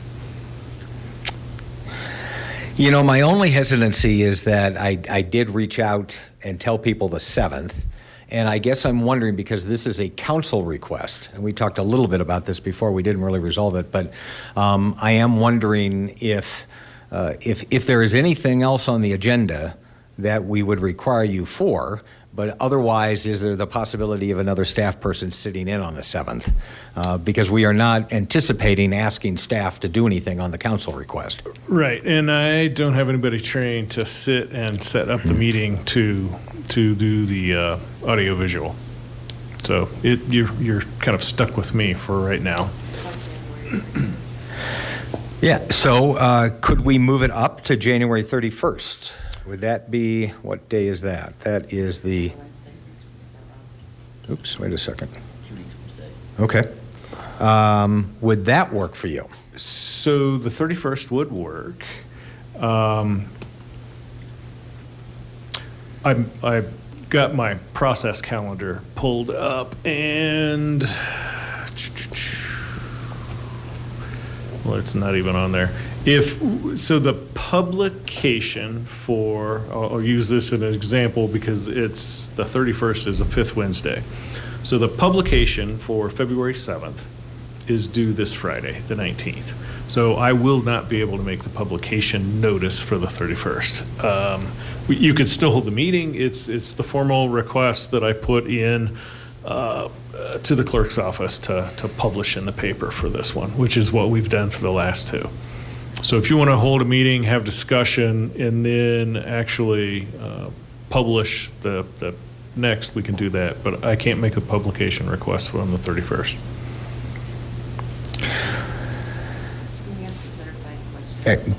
Commissioner Kentner, you had a question?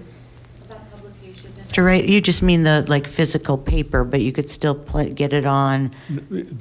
I could get it to the website. It's the printing. That Right. goes- So we could still get it noticed, just not in the physical. Correct.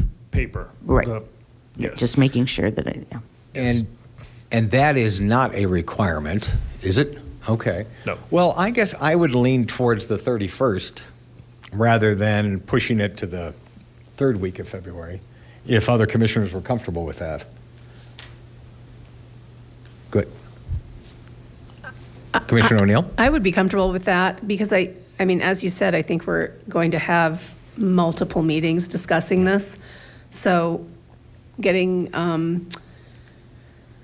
some experts in front of us and whoever receives the electronic or checks the website, I think would be I think that would be sufficient for the first meeting. That's I support that. So it shall be written, so it shall be done. Thank you so much on that. Commissioner Buckley. Yeah, I believe we have some other activities that we said we were going to do as a commission as well. When we passed that resolution back in December about the other council request around all the R10 housing affordability, all that, I think there's several outstanding items there to possibly look at those portions of the code too.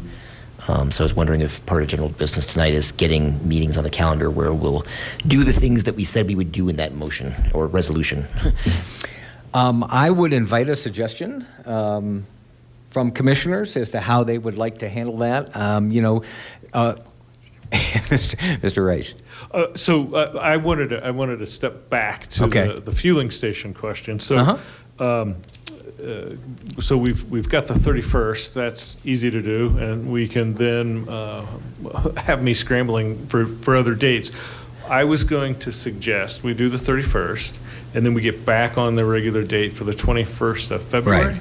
and then March 6th and March 20th. Do you want me to go out any further, or I just want to throw them out there so everybody's thinking about if we're looking at 3 or 4 meetings, we should pick 3 or 4 meeting dates. I must tell you, and this does not please me, but I must tell you that I am anticipating that we are going to have to meet on all of our regular meeting nights and maybe have to add some depending on the workload. Okay. It's very difficult, and if we have other cases scheduled, it's very tough to have a thorough discussion on all of these issues. I think it's likely we're going to have 3 separate zoning code provisions that the City Council will be asking us to make recommendations on. That's a lot of work. And then, as Commissioner Buckley just pointed out, we might have some unfinished business there. So if anyone is prepared to suggest kind of a calendar and an approach for addressing the affordable ownership issues that are outstanding, I would invite that, or come to the next meeting with a suggestion is also welcome. Commissioner Buckley. Yeah, I think I should have brought the resolution that we passed back in December with me, so I don't have the language in front of me, but I am pretty sure that the language said that we would, that we as a commission intended to do more work to develop some rules for the R10 district and to edit the, I think, RMF district to include single family and maybe look at those rules and criteria. Mr. Rice actually has the resolution. Yeah. So I think those are the 2 things we said we would do. Is that correct, Mr. Rice? In which one? This was the affordable ownership, the second one, that resolution we passed? Right. So there was A through G. Consider incentive. So this was council. Council, you just want planning commission, right? Yep. Yeah, just the action items in that resolution for the planning commission future work. B, zoning ordinance should be amended to create a new zone district that eliminates minimum lot size. Planning commission continue to work towards drafting language for recommendation to council. So that's an R10, right? Right. Yeah. And Mr. Rice, I think you had had some staff who had maybe prepared some preliminary things. Would that be a good place? Again, we could start with that. Yes. If that could just be made a part of our record as a starting place, would that be helpful, Commissioner Buckley, or do you think? Yes. I understand you or your staff has a draft of some R10 language. I had the intern put something together. Yes. Yeah, that's excellent. So I think we could tonight calendar a meeting where we discuss that. And again, the notice for that meeting just has whatever draft that your intern came up with, and we'll use that as a starting point to solicit public comments and make motions, amend, whatever. Okay. And is there any objection to putting that on the agenda for the 31st as well? It may not be an in-depth discussion, but at least we'll have that document and can begin the discussion. Right. Yeah, I'm in favor of moving it forward. So yeah, let's begin the discussion. It's probably several meetings as well. So. Great. Okay, So that'll be on the 31st? I wasn't taking notes, so I'm going to come back to that. Sure. But the other item in the resolution where I'm specifically seeing planning commission is G, city council tasked the planning commission for looking at ways of preserving naturally occurring ownership. So those were the two items in the resolution from the 6th. And is there anything like the draft R10 that staff has noodled on naturally occurring? Not affordable? on that particular issue. Okay. Well, then I would say that both of those should be on the January 31st agenda. And I would invite commissioners to come with thoughts about a way that we could approach that. Everyone gets homework. All right, so then let me, I want to make sure I get everything on here. So we'll add, won't repeat all that, items B and G to the 31st as well. And then we want the City Council legislative request with the R1s for both items. For the R10, we would have a draft, And it's simply whatever is already prepared by your staff. Right, okay. And then there wouldn't be anything else for G. So those would be the 2/3 items for the, okay. And then we'll have 3 topics on the agenda, 3 items on the agenda. All right. Okay. Commissioner Buckley. Was there not something in that resolution, Mr. Rice, about amending I think it was the mixed-use residential zone district? Like allowing an additional use of single-family and duplex in that zone. I recall that from the resolution, but it's not in front of me. So F was amending the MR district, but it didn't specifically call out Planning Commission in that. Yeah, I think that was just a specific recommendation to them that they do that. Yep. Okay, understood. Right? That's your, yeah. Yeah. Oh, very good. Okay. Any other thoughts on that, or we'll move on to item 6, I think. I'm sorry, Commissioner Peters. Just before we move on, what are the other dates in February that I just want to get those on my calendar? So the only date in February is the 21st, Okay. and then it's March 6th and 20th. March 6th and 20th. Thank you. And then I think the way I'll approach a calendar, if Lauren or I have a conflict, we'll give you a date. So we'll plan on meeting every other Wednesday from here and until the end of the year. Until the end of time. Yeah.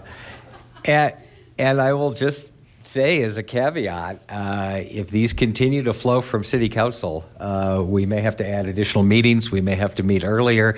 I mean, we serve the City Council. Item 6. So we had an issue that was raised at our last meeting about the obligations of staff to move resolutions that have been passed by the commission onto, I guess, through the city manager's chain of command, the administrative side, and then on to city council. So Ms. Stanek has provided us with some detailed information on that, which I appreciate. Did you want to speak to that? And then I also had some thoughts as well, but. Yeah, the only follow-up, there was a commissioner question about who determined the policy going forward as to how either formal cases or council referrals will make it to city council versus potentially other requests from planning commission. And I just wanted to note, just to inform the whole body, that was that information was provided to me by Mr. Rice, and it was explained to me that that's just been the historical practice, that if it was basically an actual case or a city council referral, that would be the process as to how it gets to the planning commission, how a date is selected. If it is a planning commission generated issue, I'll just say, or matter, then the process is slightly different, but that was just historical. So it was not me that selected that or that changed that policy. It was already in existence. So that was one question that Commissioner had a follow-up about. But other than that, I will just let the commission know, without getting into too much detail, I really was trying to just get at the root of, sort of what happened and what may have, where the confusion might have been. And one thing I will tell the commission going forward, and I've told Mr. Rice this already, the legal department is here, obviously, as legal counsel. I'm here to help if Mr. Rice or the commission asks me to help draft something or review a draft of something, I'm happy to do that. I will not be the person who tries to go and secure a city council date or tries to interface with the city clerk to secure a council date. That's really the planning department as the clerk to the commission. That's really their role. So I think where some of the confusion led back in 2021, 2022 was that there were some projects, or not projects, but there were some matters where perhaps the city attorney's office was sort of tasked with going to secure a city council date, and then there were some where Mr. Rice and his staff was tasked with getting the city council date, and I think that just led to a lot of confusion. So moving forward, I will assist the commission, I will assist the planning department, drafting, review, answering legal questions, but I'm not going to, I am not going to try to secure city council dates. I will leave that to Mr. Rice and his staff. So that's the only thing I can really clarify, that I do think that's where some of the confusion arose, perhaps with my predecessor and Mr. Rice, both trying to secure council dates, different ways on different matters that were before the commission. So to streamline it, we're just going to make it a lot simpler. Okay. Commissioner Kentner. So that was my question, and thank you. That was sort of my point, because the way the email read was going forward. Well, it's sort of going backwards, and that's kind of what you said. It's how it always has been done, and so it's sort of no change. And I know Commissioner Peters was on. I can't remember if it was only the two of us or anybody else when. I can't remember if Commissioner Stone or Commissioner Heald was chair at the time. But we had this discussion that there is no way for this body other than pooling our time at the 10 minutes like any other people making public comment. The harassment policy, honestly, was almost experiment on my part. Something as benign and something that we all agreed on. And even the lawyer at the time agreed on and thought it would be a good idea and not a problem to get on an agenda. Even something that just says we should treat each other appropriately between commissioner members. We can't even get that on an agenda. So I appreciate the confirmation of that. I think it's kind of a sad state, and I hope that if this body has a resolution again in the future, that we have a staff and council that is more receptive to that than what we experienced with this last resolution, which was legally passed and went nowhere. Thank you. Commissioner Peters. Thank you, Chair. Question that you shared that historical policy, and that's as I remember as well. Is it documented anywhere? This may be a better question for Mr. Rice. I don't know personally of any specific policy. It's certainly not documented in like the rules and regulations or ordinance or resolution that I'm aware of, but I think it may be better for Mr. Rice to try to. I'm not anywhere or aware of any formal documentation. Yeah, and I'm not either. I mean, it seems very cumbersome, and I do believe it was actually with both of the past chairs that there was an attempt to address it. So maybe we'll be able to do something more successfully this time. Thank you. So on that note, you know where I'm going to go. The law, the law, the law, right? Because we are a statutorily created body. We're bound by the municipal code, by the city charter, all of that. So I dug into this, and I take it very seriously. And I went back, and I had seen all of the hearings, most of them live, but I went back and rewatched them, and I looked at the minutes. And I don't think there's any question whatsoever that the Planning Commission took a formal action. A resolution was introduced. It was seconded, it was debated, and it was passed, and then it was minuted. That was done. What I have not been able to find, I don't think it's there, is any further legal obligation by anybody to do anything with that particular type of resolution. So if the question is, did staff not do something they should have done, I understand that there was disappointment, but I don't believe there was any legal obligation to do so. And I would I'd remind everyone to look again at the city charter, Article 9, Sub B. That's our key document, right? It says we're allowed to make recommendations, but recommendations on land use matters. Land use matters. And then if you go to our bylaws, under 3.14, it describes the three types of actions we can take, where it's staff brings it to us, we initiate it, or council. But again, they're all tied to land use matters. So I don't see anything wrong with the Planning Commission passing a resolution on a non-land use matter if the body chooses to do that. But it is outside our lane. And I would feel more comfortable if we followed the city charter and our bylaws that talk about us making recommendations on land use matters. And going forward, I appreciate that staff is willing to help facilitate moving something up the chain. I do not find a legal obligation for that to happen. We really are at their good graces, and then we all have the power to argue to any public official that we would like that issue to be agended. But I do not believe we have the authority to compel it. I'm not sure who was first, but Commissioner Peters? Yeah, thanks. I think even if we passed a resolution on a land use matter, we would still be directed to go through that same process. So I don't think it matters what the topic is, whether it's something that we're tasked with or not.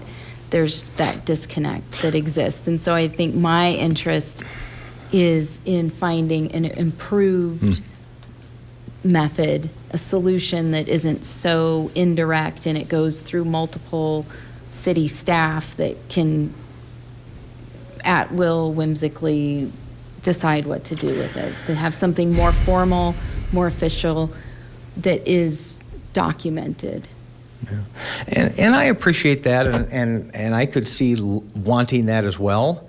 That's really City Council's decision. City Council could change the ordinance that says that any recommendation from Planning Commission must be agended by the City Council.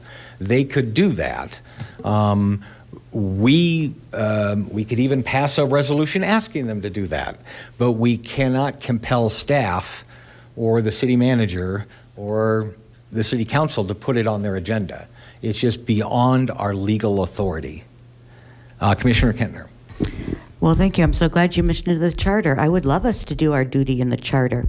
The Planning Commission shall review and make recommendations to the City Council on land use matters, including but not limited to zoning, rezoning, platting, annexation, and subdivision of land. There is no reference to major and minor. Let's do it. Let's have every single subdivision and platting come to us, and let's make a recommendation on these land use matters that our charter says we shall do. I would be all in favor of that. Thank you. We don't, unfortunately.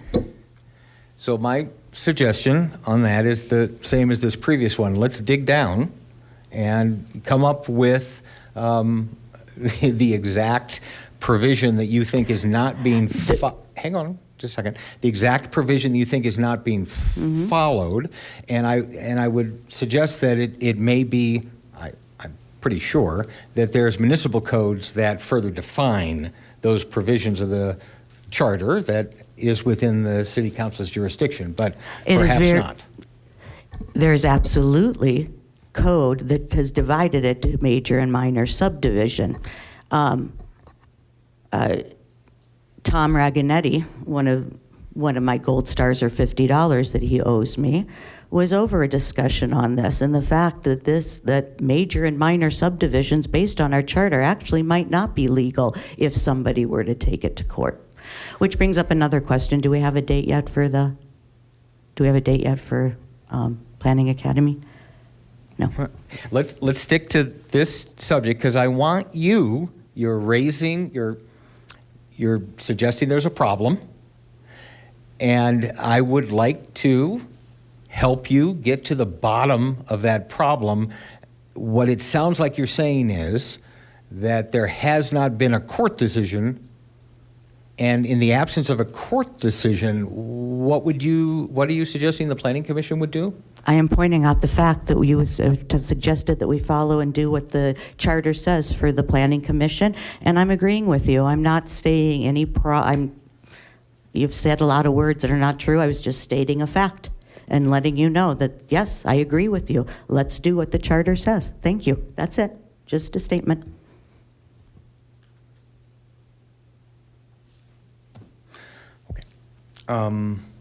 Any further discussion on item 6?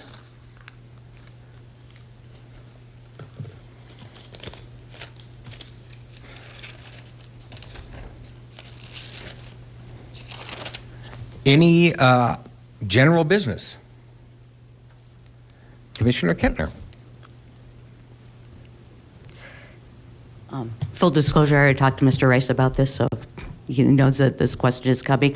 I got a question from a couple people, don't know if anybody else did, but I hope some other commissioners have noticed that City Council is about to accept a grant from, I believe from DOLA, for a wraparound services and homeless shelter at about 8,000 West Colfax. About that. And part of that requires a special use permit. The services do not, but the overnight shelter requires a special use permit. And as we know, this is quite an issue, and we want to make sure that we don't delay this grant or anything by not having the right zoning. So I was wondering if Mr. Rice could let us know when we might be hearing that special use permit. Right. So the information I do have is the Recovery Works is the consultant that would be running the shelter piece. They met with staff. I wasn't able to get the planner to pin down the date. It was late November, early December is what we call a consultation. So they've had a discussion with a staff member. Process-wise, from the consultation is, if they so choose, they submit what we call a pre-planning application, and then we start the process to get an SUP to the Planning Commission. So they are aware they have to go through the special use process. Since we don't have a pre-planning application, kind of using guesstimate on timing and so forth, it's probably, if they were to move forward quickly, June is probably the first we'd see something, and based on the complexities of the request, it might be later in the year, late summer, before we actually see something. But they're aware they have to do an SUP for the shelter component of the project. I just don't have a good time frame for you at this time. So.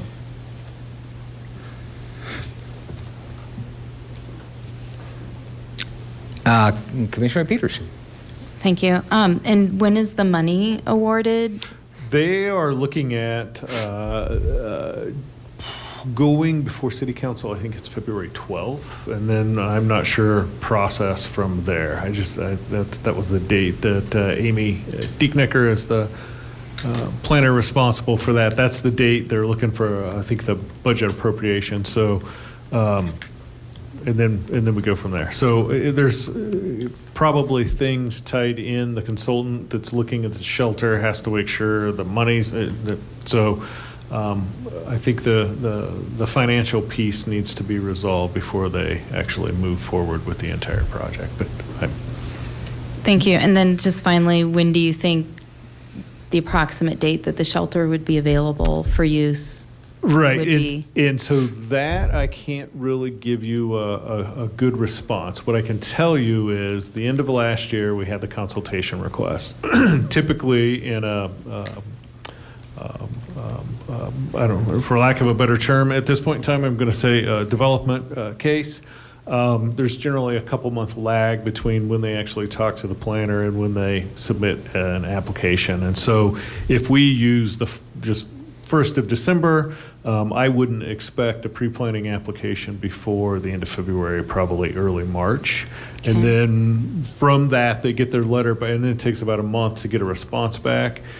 Then they put their application together and submit it. There's depending on how quickly, the SUP requests, there's not in-depth engineering plans that are required with those, so they could turn that around quickly. But if we just go through the math there, we're into March, April, May before they would submit something to the planning department, and then I've got to schedule a date. And to get an SUP, to get a case before commission, I need about, I figured this out before. It's about 4 weeks. It's 4 or 5 weeks, depending on when it falls in a month because of the noticing requirement. So if we were in May, we're looking at June. If they miss or something's pushed back or there's something up with the financials, everything pushes it back even further than that. So if everything goes well, June, I would anticipate it would be when they would see something. The Planning Commission would see something. And when do you think it might be available for use by the public? Like before next winter, before it gets cold, or? I would have to defer all that to Amy. I Okay. don't have any, haven't had any discussion on that particular project. Okay, So well, I'd we be just want to support this effort, so thank you. pure speculation. Any other general business? So I didn't want to interrupt the meeting, but I did want to let you know, just after we started the meeting, Lauren got the Zoom component working, so that was available. And then also, I was able to confirm Commissioner Gribble-Unis, his whole family's sick, so he did not make it this evening, which when we called roll. So, but I did want to let the commission know those two pieces. Thank you. If there's no further business, we will adjourn the meeting at 10:42. Thank you.